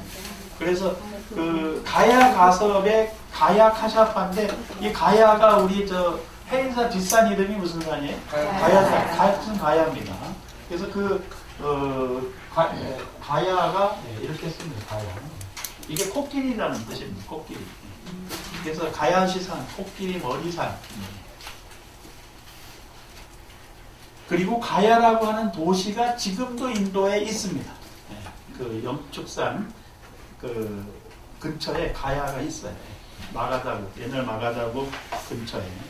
가장 오래된 도시 중에 하나입니다. 5,000년 넘은 도시. 지금 인구가 600만 정도 됩니다. 가야라고 하는 시의 인구가. 작은 도시가 아니에요. 그 다음에 이제 사리불 목련존자는 뭐 익히 들어서 아시겠고, 마하가전년 존자는 중인도 남쪽에서 활동하시는 분이었어요. 마하가전년. 다 교주급입니다. 그 아누루타 존자는 아나율 존자라고 들어보셨죠? 예, 아누루타가 아나율 존자. 그 청한제일 아나율 존자가 바로 이분입니다. 이분. 쟁쟁한 분이 다 있습니다. 그 겁빛나 존자는 잘 모르시는데 부처님 10대 제자 중에 한 분이에요. 이분도 마하까삐나라고, 마하까삐나 존자. 그 다음에 교본바제는 이게 제가 누군지 잘 모르겠어요. 이분은 한자로 써놓으니까. 이분은 아무리 찾아도 안 나오더라고요. 거기 리바다라고 있습니다. 리바다. 이분은 찾았어요. 제가. 네와따라고 하는 네와따 존자입니다. 부처님의 10대 제자 중에서 아카시아 숲속에서 선정을 채워가는 수행자가 네와따 존자인데, 사리불 존자의 막내 동생이에요. 이분이. 근데 사리불 존자의 동생이 6이 있는데, 삼남삼녀. 그 중에 이제 쭌다라고 하는 존자가 있는데, 쭌다 존자가 가장 오래 살았어요. 근데 여기 없어요. 왜 없느냐? 3이었어요. 3이. 사리불 존자가 열반하실 때까지 3위로 살았고, 네와따는 비구계를 받고, 그래가지고 그 쭌다 존자가 있는데, 쭌다 존자가 여기 이름이 없는 이유가 그렇습니다. 그 다음에 사리불 존자의 이제 바로 밑에 동생이 있었어요. 그 밑에 동생은 일찍 열반에 드셔가지고 여기 또 이름이 없습니다. 그 다음에 이제 필름가 바차도 제가 못 찾았어요. 한자로 써놓으니까 이걸 설명한 책이 없으면 알 수가 없습니다. 박고라라고 하는 존자가 있는데, 이게 글자 그대로 빠꾸라라고 하는 존자가 실제로 있었는데, 이 바쿠라 존자가 거의 160살까지 살았다. 뭐 그런 얘기가 있습니다. 근데 출가를 80세에 해가지고 80년을 수행했으니까 160살까지. 뭐 그렇게 이제 쓰여 있어요. 그 해설서에. 그 존재. 마하구치라 난타. 이 난타가 난다 존자인데, 난다 존자가 그 부처님의 이복 동생이에요. 10대 제주에 들어가는 거예요. 부처님 이백권. 손타라 난타가 있는데, 이걸 인도 말하면 순다리 난다. 순다리 난다. 그 다음에 부르나 미다라 니자는 바로 훈나 만단이 붙다. 설법제의 부르나 존재를 그렇게 썼고, 그 다음에 스보리 아난 라우라. 예, 이분들은 나이가 이제 좀 어린 축에 속한, 젊은 축에 속한. 라우라가 제일 어리죠. 아난이 조금 많고, 스보리 존재가 좀 더 많고. 라우라는 뭐 8살에 와가지고 출가했기 때문에, 이제 이 설법을 들을 때는 라우라 존자도 밀행제일이 됐지만 굉장히 나이는 어린 상황을 갖습니다.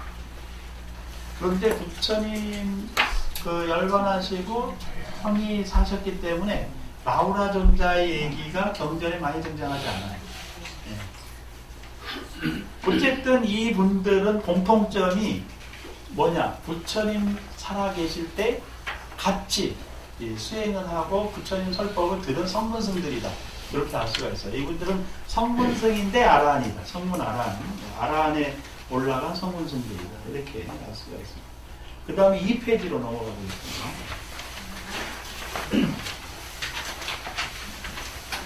그 측근에 보면 아직 배우는 이를 뭐라고 하냐면 학인이라고 합니다.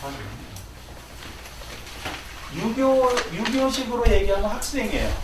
유교가 제사 지낼 때 학생복은 신이 하잖아요. 그 학생이 배우는 단계에 있는 사람이라는 뜻이고, 배우는 단계에 있기 때문에 벼슬에 나가지 못했다는 의미예요. 그러니까 지방을 쓸 때 학생복은 신이라고 쓰는 것은 벼슬길에 나가지 못한 일반 평민들을 그렇게 쓰잖아요. 그런데 불교에서는 학인 그러면 아직 배우는 단계에 있는 사람이라는 의미입니다. 그래서 우리 학교에서도 제가 이제 스님들하고 이렇게 얘기할 때 보통은 스님이라고 호칭을 하지만 이제 그 공식적인 자리에서는 스님이라는 표현도 쓰고 학인이라는 표현도 써요. 그러니까 이제 회의하고 할 때 뭐 어느 스님이 이렇게 얘기하면 지금 어른 스님부터 뭐 다 계시잖아요. 근데 거기서 누구누구 스님이 이렇게 그 학생인데 그렇게 부르는 게 안 맞을 때가 있어요. 격에. 그럴 때는 누구누구 학인 누구누구 스님이 이렇게 이제 불러주는 거예요. 꽂히면. 근데 학인 중에서도 비구계를 받은 스님이 또 계시잖아요. 예, 그럴 때는 이제 앞에다 학인인데 이 스님은 비구계를 받았다 이런 의미로 누구누구 학인 누구누구 스님 이렇게 이제 붙여줘요. 학인 누구누구 비구 스님 이렇게 붙여주기도 하고. 그러니까 그런데 이제 학인은 공부 과정에 있는 사람이다. 예, 이런 뜻이고, 그 다음에 거기 보면 무학인데 그게 이제 무학인은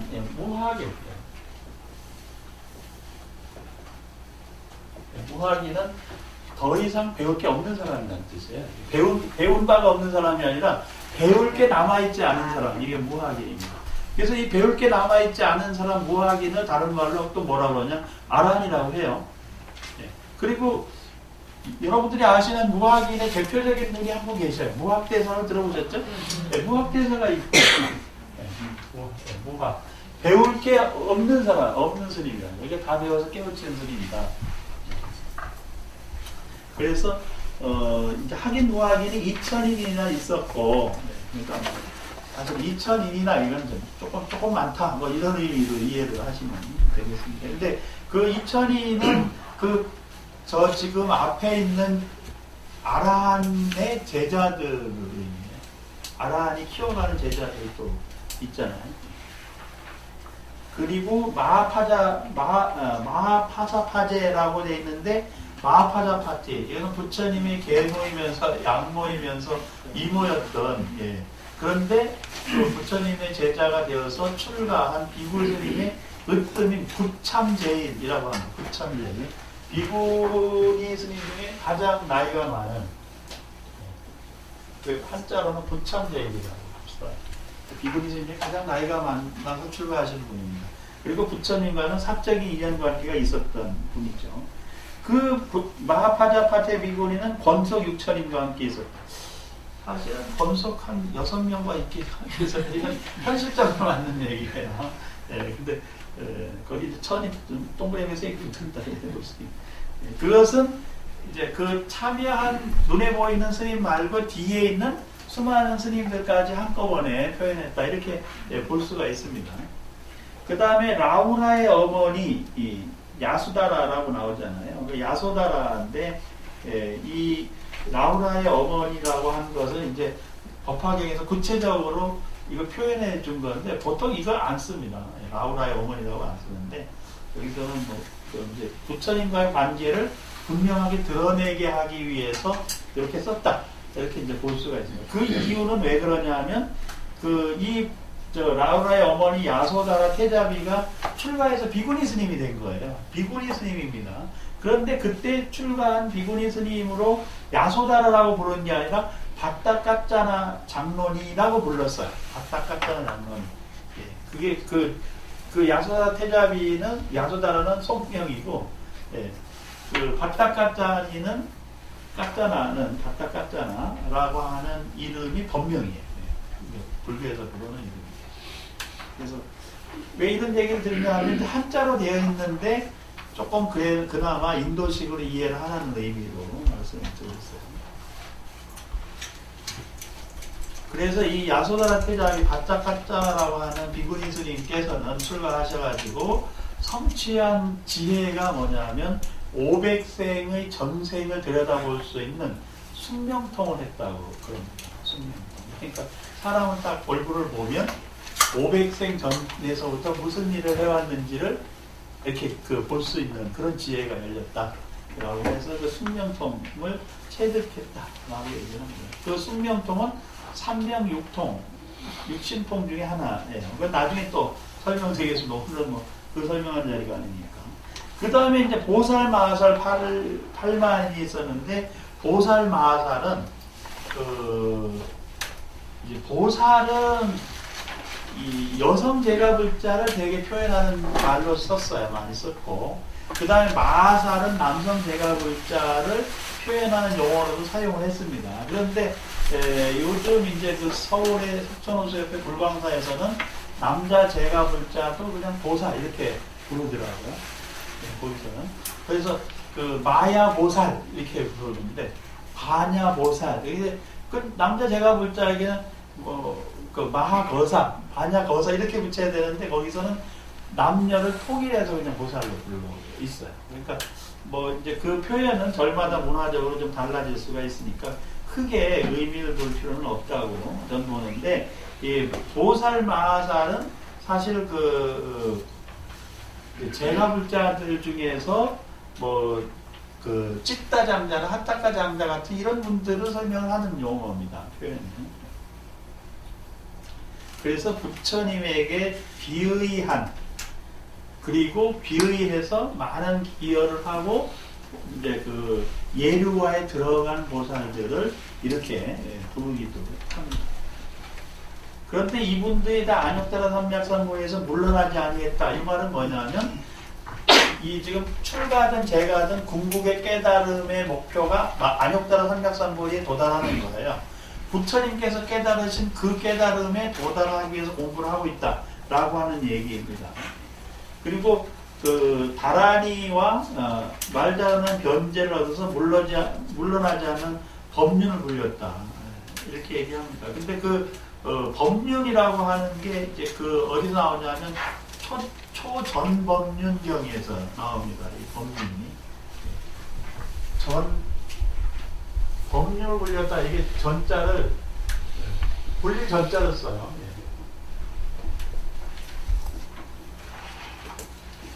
전법륜. 그래서 그것은 부처님의 법의 수레바퀴를 굴려가고 있는, 그러니까 이걸 바꿔 얘기하면 뭐냐면 전법 교합에 참여하고 있는 그런 제가불자들을 이렇게 지금 부르고 있어요. 그래서 이것을 보면 제가불자들도 다란이를 알고, 이게 그 다란이라고 하는 건 총지인데 진언이나 주문 이것을 다란이라고도 하지만 그 다란이를 안다는 얘기는 우리가 옴마니반명 하잖아요. 옴마니반명. 그것은 옴마니반명이라는 6글자 속에 부처님의 지혜가 다 담겨져 있다는 거예요. 그래서 옴마니반명만 계속 해도 그 옴마니반명을 하는 과정에서 부처님의 가르침들이 서서서서 풀려나오고 부처님이 세계를 전반적으로 알 수가 있다는 거예요. 옴마니반명만 해도. 그래서 부처님의 모든 가르침을 실타래처럼 다 묶어가지고 그 6글자에다 다 배대시켰다. 예, 그래서 다른 거 공부하지 않아도 된다. 왜? 옴마니 반미옴이 실타래처럼 부처님 모든 것을 다 묶어놨기 때문에. 예, 그래서 다란이를 한다는 것은 다란이 아주 짧은 진언으로 부처님의 가르침을 다 설명할 수 있는 능력을 갖췄다는 걸 의미하고, 그렇게 그 설명을 할 수 있는 능력을 갖춘 걸 변제를 얻었다. 이렇게 표현하는 겁니다. 변제. 예. 이건 설명할 수 있는 능력이 있다. 깨우쳤으니까 설명이 가능하고. 그래서 이제 이웃 종교에서 얘기하면 설교가 되는 거예요. 설교. 우리는 설법. 부처님의 법을 설해줄 수 있는 능력을 언설로 설법할 수 있는 능력을 변제라고 합니다. 그래서 물러나지 않는 불태전의 법륜을 불려서 한량없는 백천 부처님을 공양하고, 뭐 이래서 이 지금 보살마살들이 그냥 지금 현재 부처님 회상에서 공부하고 수행하는 일만 하는 게 아니라 전생에서부터 수많은 부처님께 공양을 올린 공덕으로 여기 와 있다는 거예요. 그러니까 아주 대공덕주들이라는 겁니다. 그렇게 이제 칭찬을 해주시고 있는 겁니다. 그리고 그런 그 보살마살은 큰 지혜를 통달해서, 큰 지혜가 뭐예요? 아까 반야신경 하셨잖아요. 근데 반야신경 할 때 마하, 반야, 바람일다, 신경 이렇게 얘기하잖아요. 그 마하반야가 큰 지혜입니다. 예, 마하반야. 예, 마하반야의 큰 지혜를 체득하고 있다. 그리고 피안에 이르렀고, 그러니까 차 안에서 피안이 이미 물을 건너갔다는 거예요. 예, 물을 건너갔어. 어떤 물을? 우리 마음속에 있는 거센 물결을 건너간 사람들이라는 거예요.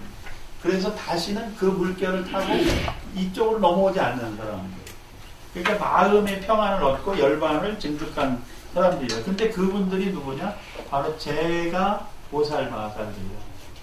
그러니까 지금 이 얘기를 여기에 설명으로 따진다면 제가 물자의 수행이 결코 낮은 단계가 아니라는 걸 여실히 보여주고 있어요. 지금 이렇게 구구절절히 자세하게 설명을 해놓은 이유는. 그런데 그러한 제가 물자들 중에서도 뛰어난 보살들이 이제 거기 밑에 보면 문수사리 보살, 관세음 보살, 득대세 보살 이렇게 이제 붙였어요, 이름들. 그러니까 초기 불교에서 보살은 석가모니 부처님에게만 붙였는데 대승 불교에 오면서 보살을 제가 불자에게도 붙였다는 겁니다. 그러니까 그리고 그것을 승화시켰어요. 대승보살로 승화를 시켜서 그런 대승보살은 이제 성문승이나 뭐 연각승이나 또는 일반 신도를 넘어선 부처님의 대행자, 화신불과 같은 모습으로 그려놓고 있어요. 그래서 우리가 이제 문수보살도 문수보살상을 모시잖아요. 그 상원사가 문수 봉자상도 있고 그런데, 예. 그리고 관세음보살도 우리가 부처님 모실 때 좌우 협시불 중에 관세음보살을 좌우 협시불로 모시잖아요. 그러니까 이 지금 이 보살은 부처님을 좌우에서 보호자하는 그런 제가불자의 이상적인 모습을 이야기하고 있는데 그것은 전부 부처님의 화신불로 쓰고 있는 겁니다. 그래서 보통 제가불자로 설명할 수는 없어요. 이 단계는 부처님의 단계에 올라간 이런 의미가 있습니다. 그래서 이제 이렇게 표현하는 것은 이제 부처님의 화신불을 상징적으로 설명하고자 하는 의미도 있고 제가불자들의 이상적인 모습으로 상정해서 표현하는 것도 있습니다. 근데 이것이 대승불교에 오면서 굉장히 이제 신앙의 대상으로 만들어진 거예요. 신앙의 대상으로 확대돼 갔습니다. 그래서 그 초기 불교 보살 사상하고 대승불교가 이제 꽃을 피웠을 때의 보살 사상은 큰 차이가 있고, 그래서 우리나라나 중국도 마찬가지로 보살 신앙이 존재합니다. 보살 신앙. 사실 불교는 누구를 믿고 의지하는 종교입니까? 석가모니 부처님을 믿고 의지하는 종교인데 중국에도 가면 4대 보살이 있어요. 그래서 중국 사람들 관세음보살을 믿고 의지하고, 우리는 정근하면 무슨 정근을 많이 합니까? 발음정근. 뭐 어저께 백중에서는 무슨 정근을 했어요? 지장정근을 하고 그랬는데 그러니까 사실은 정근을 하면 누구 정근을 해야 옳은 거예요? 석가모니 부처님 정근을 해야 되는데 왜 지장보살 정근을 하나요? 그것은 조선천도의 의미도 있고 다 맞아요. 틀린 얘기는 아닌데 그것은 부처님께서 그런 일을 다 해주시기보다 부처님을 대신해서 이런 일을 해주는 보살이 있다라고 전제하고 있는데 그 부처님을 대신해서 하는 보살을 화신불로 본 겁니다. 그러니까 부처님과 다르지 않다.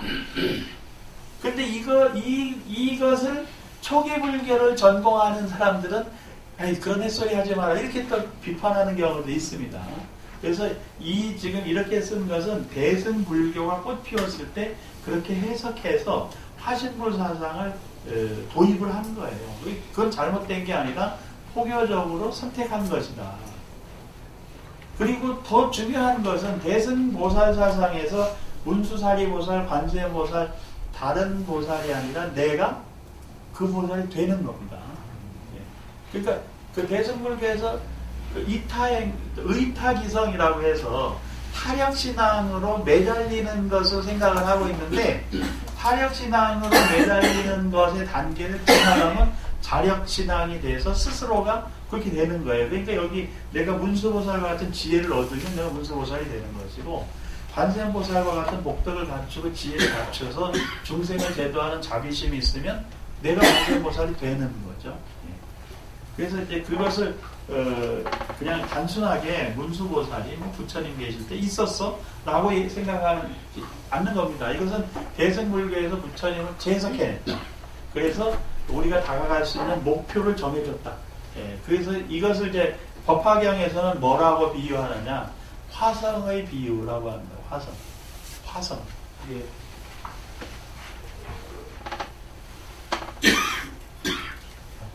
화성이요라고 하는 거죠.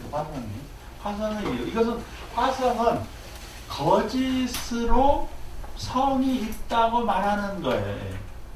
근데 그 얘기는 왜냐하면 저 높은 산에 올라가야 되는데 높은 산이 너무 멀으니까 사람들이 안 올라가려고 그래. 그러니까 중간까지 저기 가면 성이 하나 있는데 그 성에 가면 물도 있고 먹을 것도 있고 쉴 수도 있고 뭐 편한 잠자리도 있고 하니까 거기까지 가자.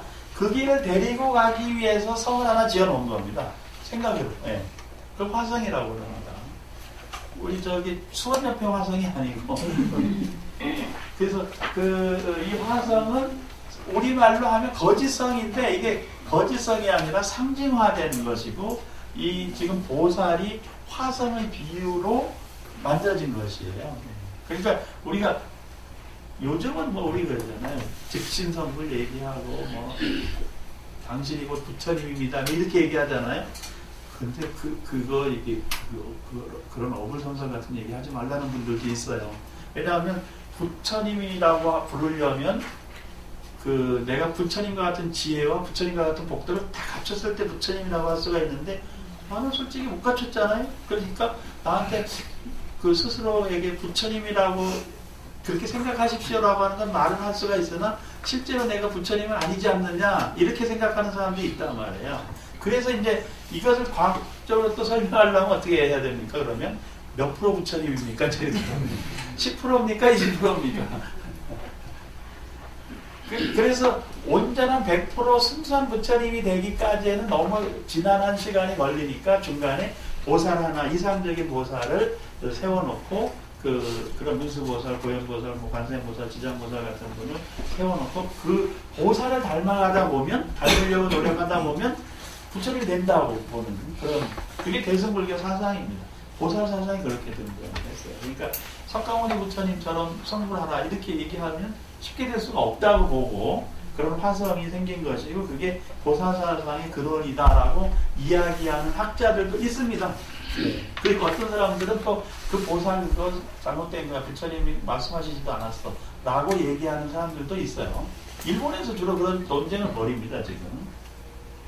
근데 여기서는 이제 이 대승불교가 사실 부처님 계실 때 이미 형성이 됐고, 그리고 대승불교의 씨앗은 제가불자로부터 시작이 되었고, 그리고 그 제가불자가 대승불교의 이상을 실현하는 과정에 목표가 실천될 수 있는 눈앞에 보이는 목표가 필요했고, 그래서 그런 목표로 보살사상을 얘기를 했다. 이렇게 이해해도 된다고 저는 봅니다. 그러나 여하튼 우리가 이 보살사상은 대승불교에서 이제 보살신앙으로 형성이 돼서 나타나겠습니다.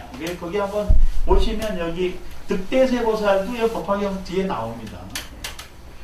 그 다음에 상정진보살, 항상 정진하는 보살, 또 불유식보살, 쉬지 않고 중생을 제도하는 보살, 보장보살, 야광보살. 이 야광보살이 굉장히 중요한 보살의 기능을 해요. 이게 지금 법화경에서 야광보살 본사품이라는 품이 있습니다. 야광보살 본사품. 그 야광보살 본사품에서 연비의식이 생겨나요. 연비의식. 그리고 소신공양이 거기서 생겨납니다. 그래서 스님들이 가끔 손가락에 이렇게 태워서 손가락 공양 올리잖아요. 그게 연비. 우리가 연비 뭐 꾹 찍는 연비가 아니고 연비가 이 손가락을 태우는 거예요. 예, 3개나 없으시잖아요. 예, 해국 스님. 그게 내 해국 스님한테 직접 여쭸어요. 스님이 왜 손가락이 3개나 없으냐. 그랬더니 하도 공부가 안 돼가지고 잡념만 일어나고 망상만 피고 공부가 안 되니까 내가 부처님 밥 시주의 은혜에 보답도 못하고 이거 환속을 해야 되나 말아야 되나 고민하다가 에이 손가락 하나 공양 올리자 이래가지고 촛불에다 대고 손가락을 계속 태웠다는 거예요. 그래서 어떻게 태웠어요? 이거를 여기 명주실로다 거지로 감고 명주실로 꼭 동여매면 피가 안 통하잖아요. 그 신경이 마비가 되는 거예요. 그리고 여기다가 참기름을 발라가지고 딱 앉아가지고 이렇게 그 고통을 참다가 이게 어느 정도 타면 기절한다는 거예요. 그 기절할 때쯤 되면 도반이 옆에 있다가 날카로운 칼로 꼭 잘라줘야 된대요. 그래서 이걸 하나 했답니다. 하나. 직접 해국스님 말씀이에요. 하나 하고 나서 공부가 된 줄 알았다는 거죠. 그리고 또 있더니 또 잠잠이 오더라는 거예요. 에이, 2번째 또 하나 해보자. 3개나 하셨어요. 요거 도 있으시잖아요. 근데 길고 짧잖아요. 예? 똑같이 가고 길고 짧더라고 몇 번씩. 그래, 길고 딱 짧은 게 도관이 그렇게 짧은 거는 그러니까 예쁘지가 않고 도관이 가들고 있다가 잘라줘야 되는데 일찍 잘라버리니까 그래서 그러세요. 아니 그건 도관 탓이지 뭐 스님 탓이 아니에요. 자기가 자기 손으로 자르기 쉽지가 않으니까. 그래서 그런 거 같아요. 제가 직접 여쭤봤더니 고대 법대를 다니셨다고 출가하셨거든요. 3학년 때. 손가락 세게 자르시고 잡념은 없어지셨나요? 깨달음을 이루셨나요? 그 스님은? 스님이요? 네. 손가락 세게 하시고 자를 때 깨달은 게 아니고 통 맞은 거 자르고 나서도 깨달음이 없었대요. 그래가지고 아니 내가 괜히 잘랐다. 괜히 잘랐다고 생각하는데 그때 깨달음이 오더래요. 그러니까 손가락 자르는 거하고 상관이 없다는 겁니다. 그래서 손가락 자른다고 깨달으면 다 잘라버리는데 알고 봤더니 손가락 자르는 거 상관이 없었다는 거예요. 근데 그것은 번뇌왕상을 쫓기 위한 수행의 방법이었다는 거예요. 그 번뇌왕상이 내려놔지니까 순수한 마음의 깨달음의 상태가 올라갔다. 그러니까 사실은 그 수행의 과정으로 한 거고, 이제 여기 야광보살 본사품에서 이제 손가락 하나 공양 올리는 것으로 만족 못하고, 아예 몸뚱아리를 다 태워버리자. 이런 게 나와요. 그래서 그 소신 공양의 의미가 또 여기 야광보살 본사품. 그래서 야광보살을 잘 읽어야 됩니다. 스님들도 야광보살 본사품 읽으시다가, 내가 이제 갈 때가 됐네. 이러고 이제 그냥 티바니 잔뜩 드시고 이불에다가 티바니 묻혀놓고 그냥 그 안에서 가시는 분이 계셔요. 저한테 배운 스님도 한번 그래 가셨어요. 그래서 이 야광보살 본사품 잘 읽어야 돼요.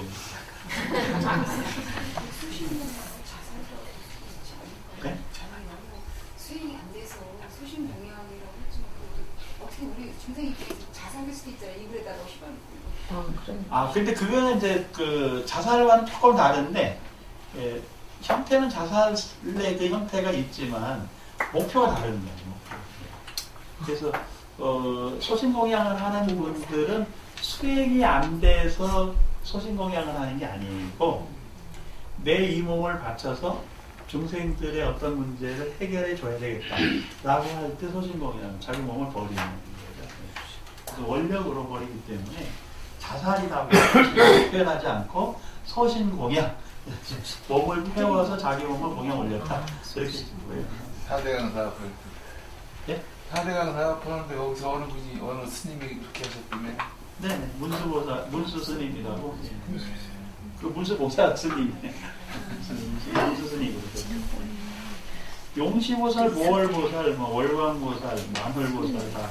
이제 이거 월자 들어가는 것은 달의 공덕을 그 상징적으로 표현하는 겁니다. 월광보살은 상대가 있어 일광보살이 계시는데 여기 일광보살은 빠졌어요. 월광보살, 일광보살. 뭐 대력보살 뭐 이런 수많은 보살들이 있다. 근데 그 중에 이제 또 여기 제1권에서 서문에서 나오는 보살이 미륵보살이 등장합니다. 그래서 그 이 미륵보살이 누구에게 지금 질문을 해요? 문수보살에게 질문했지. 아까 읽었잖아요. 아, 지금 그 미륵보살이 문수보살에게 왜 부처님께서 저 완전한 열반에 들어가는 모습을 보여주시느냐라고 묻는 거예요. 지금 이 부분에서. 그러니까 그 얘기는 뭐냐면 이 부처님께서 법화경을 설하시고 나서 그 부처님께서 설하신 법화경은요 말씀으로 하신 거 아닙니다. 연꽃을 들어보이셨어요. 네, 연꽃을 들어보이시고. 그러니까 연꽃을 들어보이시고 선정에 들어가시니까 왜 지금 부처님께서 연꽃을 들어보이시고 완전한 열반에 들어가는 모습을 보여주시느냐라고 지금 이 얘기는 이제 부처님께서 이 세상을 떠나실 날이 얼마 남지 않았다라고 하는 것을 상징적으로 보여주고 있는 거예요. 그래서 그 의문을 누구에게 물었어요? 미륵보살이 문수보살에게 물으면서 법화경이 시작되는 겁니다. 그래서 법화경의 시작 단계를 얘기를 하고 있습니다. 거기에 이제 다양한 보살들이, 대승보살들이 등장을 하고 있다. 그 다음에 그 3페이지에 가면 석재환인이 있잖아요. 이 석재환인이 우리 그 단군 신화에도 등장을 합니다. 환인, 환웅, 단군 왕검 들어보셨죠? 네, 바로 그 환웅의 아버지로 알려지는 환인이 석재환인이에요. 이분이 도리천에 누구냐면 제석천왕을 의미합니다. 제석천. 예. 우리 도리천, 도솔천 다들 다녀오셨죠? 여행? 아직 못 가보셨어요? 예. 도리천은 33천을 의미합니다. 33천. 그래서 우리 타종할 때 33번 치잖아요. 예, 그게 수위산 위에 하늘이 33개가 있다. 예. 선이 8개가 있는데 그 8개 사방에 8개가 있어서 4파 32가 됩니다. 천상에. 중앙에 정상에 하늘까지 해서 33천이 되는 거예요. 예, 그런데 그 33천의 도리천을 우리말로 하면 33천이 되고 그 33천의 천상을 관장하는 그 천왕을 제석천이라고 하는 거예요. 제석천. 그리고 그 제석천을 다른 말로 석재환인이라고도 번역을 했어요. 그러니까 그 환인이라고 하는 말이 단군신앙의 신화에 등장하는데 환인, 환웅, 단군, 왕검 이렇게 연결되는 그러니까 우리나라의 단군 신화가 단군 사상이 어디와 연결되어 있다? 지금 불교의 33천 사상과 연결이 되어 있는 겁니다. 그래서 우리가 독립선언서 사인 받을 때도 몇 명 받았어요? 33번 받고 제야의 종을 쳐도 33번 치는 것은 바로 불교의 33이라는 법수를 수용한 것이다. 그렇게 이제 이해를 해야 됩니다. 그래서 이제 이 33천, 이제는 천상중생으로 이제 이 설법을 듣는 사람들이 올라가는 거예요. 예, 천상중생으로. 그러니까 우리가 지금 이렇게 불교를 공부하면 우리끼리 공부하는 것 같지만 우리 머리 위에 수많은 천상중생들도 이 강의를 함께 듣고 있다. 이렇게 이제 상징적으로 표현을 한 겁니다. 그런데 그 얘기를 그게 과학적이냐 아니냐 이렇게 시비를 걸 수도 있어요. 아니 뭐 그런 뜬구름 잡는 얘기를 할 수 있느냐 이렇게 얘기할 수 있는데 사실 엄밀히 따지면 하늘의 33천을 믿는 신앙을 하는 사람을 의미하기도 해요. 그 밑에 보면은 8용왕이 있다. 예. 그래서 그 8용왕은 어디에 와 있습니까? 이 본래는 8용왕이 아니라 9용왕이에요. 왜냐하면 구룡이잖아요, 구룡. 그러니까 구룡치수의 구룡치수라고 하는 말이 있거든요. 그러니까 그 구룡사라고 하는 절미들이 많잖아요. 근데 그게 바로 이 용왕과 연결이 되어 있는 거예요. 근데 그 용왕이라고 하는 것은 또 해변가에 바다를 상대로 먹고 사는 사람들이 용왕신을 잘 모시잖아요. 이천도 용왕신이 많이 모셔져 있었어요, 옛날에는. 요즘은 기독교인이 강해가지고 용왕신이 저 부산이나 뭐 목포 쪽으로 다 내려가셨더라고요. 부산은 아직도 절에 가면요, 용왕단이 있고 별도로 이렇게 만들어놔요. 엄청 화려하게. 그래서 이것은 그 용왕이라고 하는 신을 모시는 신앙인들을 의미하는 것도 있습니다. 용왕 그 자체를 설명하기도 하지만, 그런데 용왕은 인도말로 하면 나가라고 하는 나가. 근데 나가가 뱀이라는 의미도 있고, 그래서 인도 성지전례 가면 붓다가야 대탑에 가면 호수가 있는데 그 호수 안에 부처님께서 선정에 들으신 상이 있는데 그 선정에 들으신 부처님을 감싸고 있는 게 그 용왕이에요. 나가. 사실은 코브라 뱀입니다. 코브라 뱀이 쭉 이걸 펴가지고 이렇게 부처님을 먹고 있어요. 그래서 그것은 이제 이 얘기는 뭐냐면 용왕을 신앙하는 사람들이 불교에 기여했어요. 그 사람들은 용왕의 그 8용왕 이렇게 표현을 한 겁니다. 그 8부족, 용왕을 신앙하는 8부족의 사람들 이런 의미도 된다. 이게 현대적으로 설명을 하면 그렇게도 해석할 수가 있습니다. 그 다음에 이제 그 긴나라, 그 밑에 긴나라가 있는데 긴나라는 사람도 아니고 사람 아닌 것도 아닌, 근데 음악신이라고도 합니다. 음악신. 건달바도 음악신이기도 한데, 이 긴나라라고 하는 것도 결국은 그런 신앙을 하고 있는 부류를 설명할 수도 있다. 그 다음에 그 건달반 또 그 밑에 있잖아요. 건달반. 건달반은 이제 심양, 식향이라고도 하는데, 그 제석천을 섬기면서 노래를 불러서 제석천을 찬탄하고 하는 그런 이제 사실 인도에 가면요 거리 악사들이라고 할 수 있는 거예요. 사실 그냥 우리가 현대적으로 얘기하면, 그러니까 부처님에게 귀의한 사람들이 수많은 여러 유형들이 있다. 그런데 이걸 대승불교에서는 그렇게 뭐 일반인이 그 거리 악사들처럼 노래 부르면서 하는 사람들이 불교에 귀의했다 이렇게는 설명하지 않고, 그것을 신으로 승격시켜 가지고 그 법당에 가면은 상단이 있잖아요, 중앙에. 그 다음에 그 좌측으로 중단이 있어요.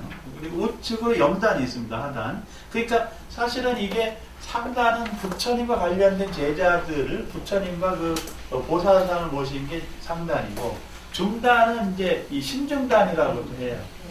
그 신중단이 우리들이 삶의 모습 속에서 그 영향을 받는 수많은 그 이 자연, 그 다음에 천지의 여러 요소들, 이런 것들을 상징화해서 중단으로 온 거예요.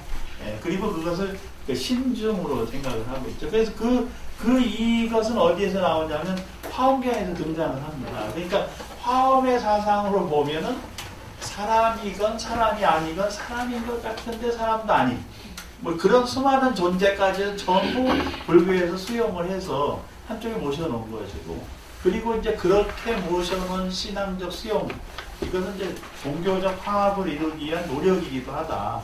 대승불교에서 이런저런 종교를 다 흡수하려니까 다 흡수한 거예요. 그래서 우리도 큰 절에 가면 산신각, 칠성각, 덕성각이 있잖아요.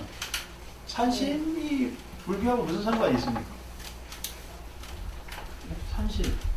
근데 산신이 일본에도 있습니까? 없습니다.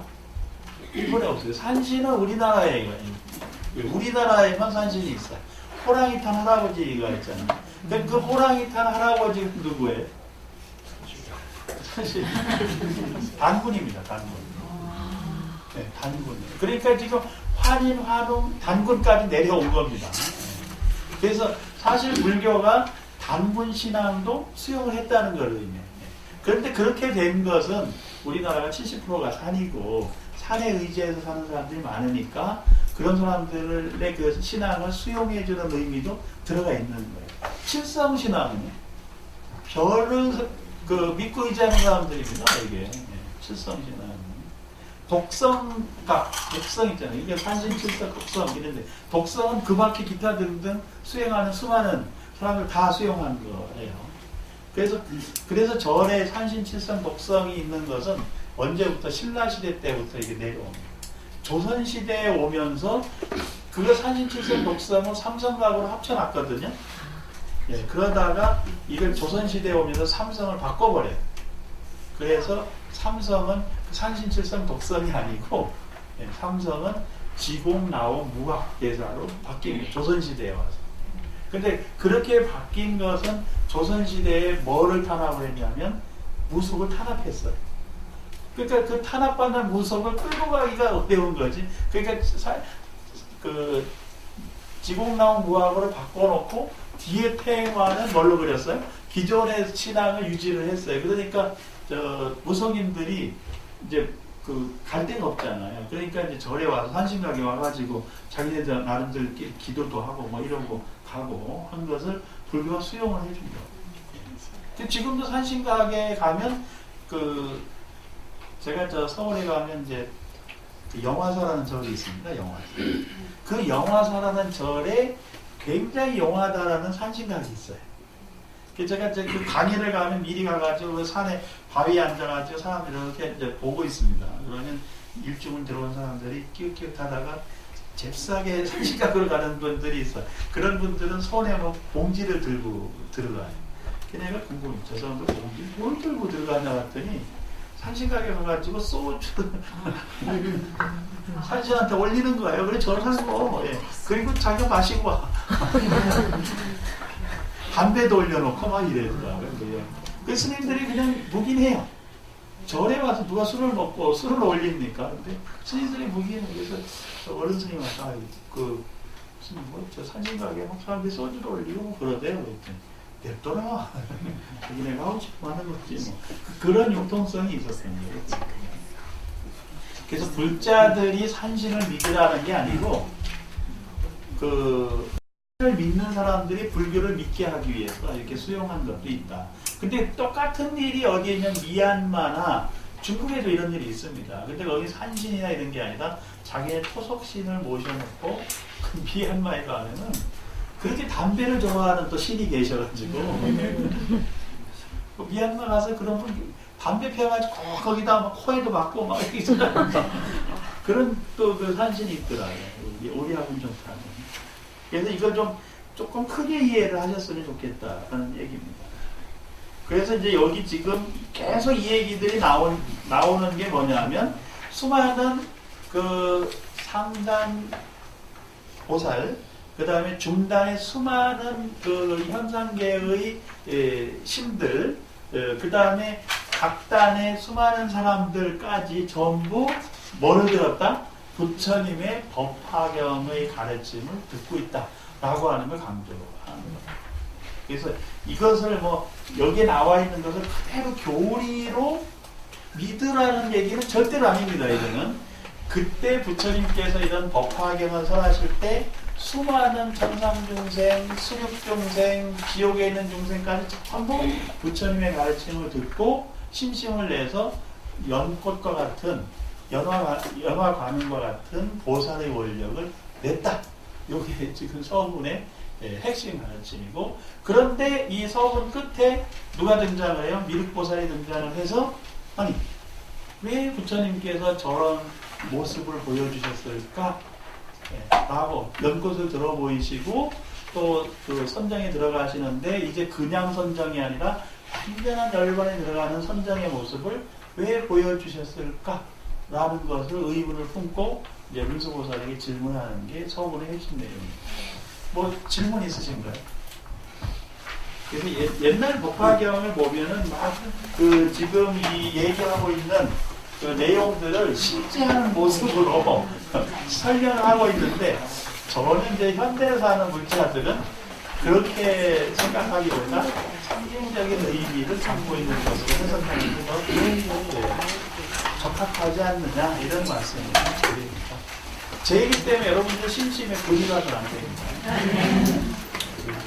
이 법화경의 그 핵심 내용을 앞에서 수많은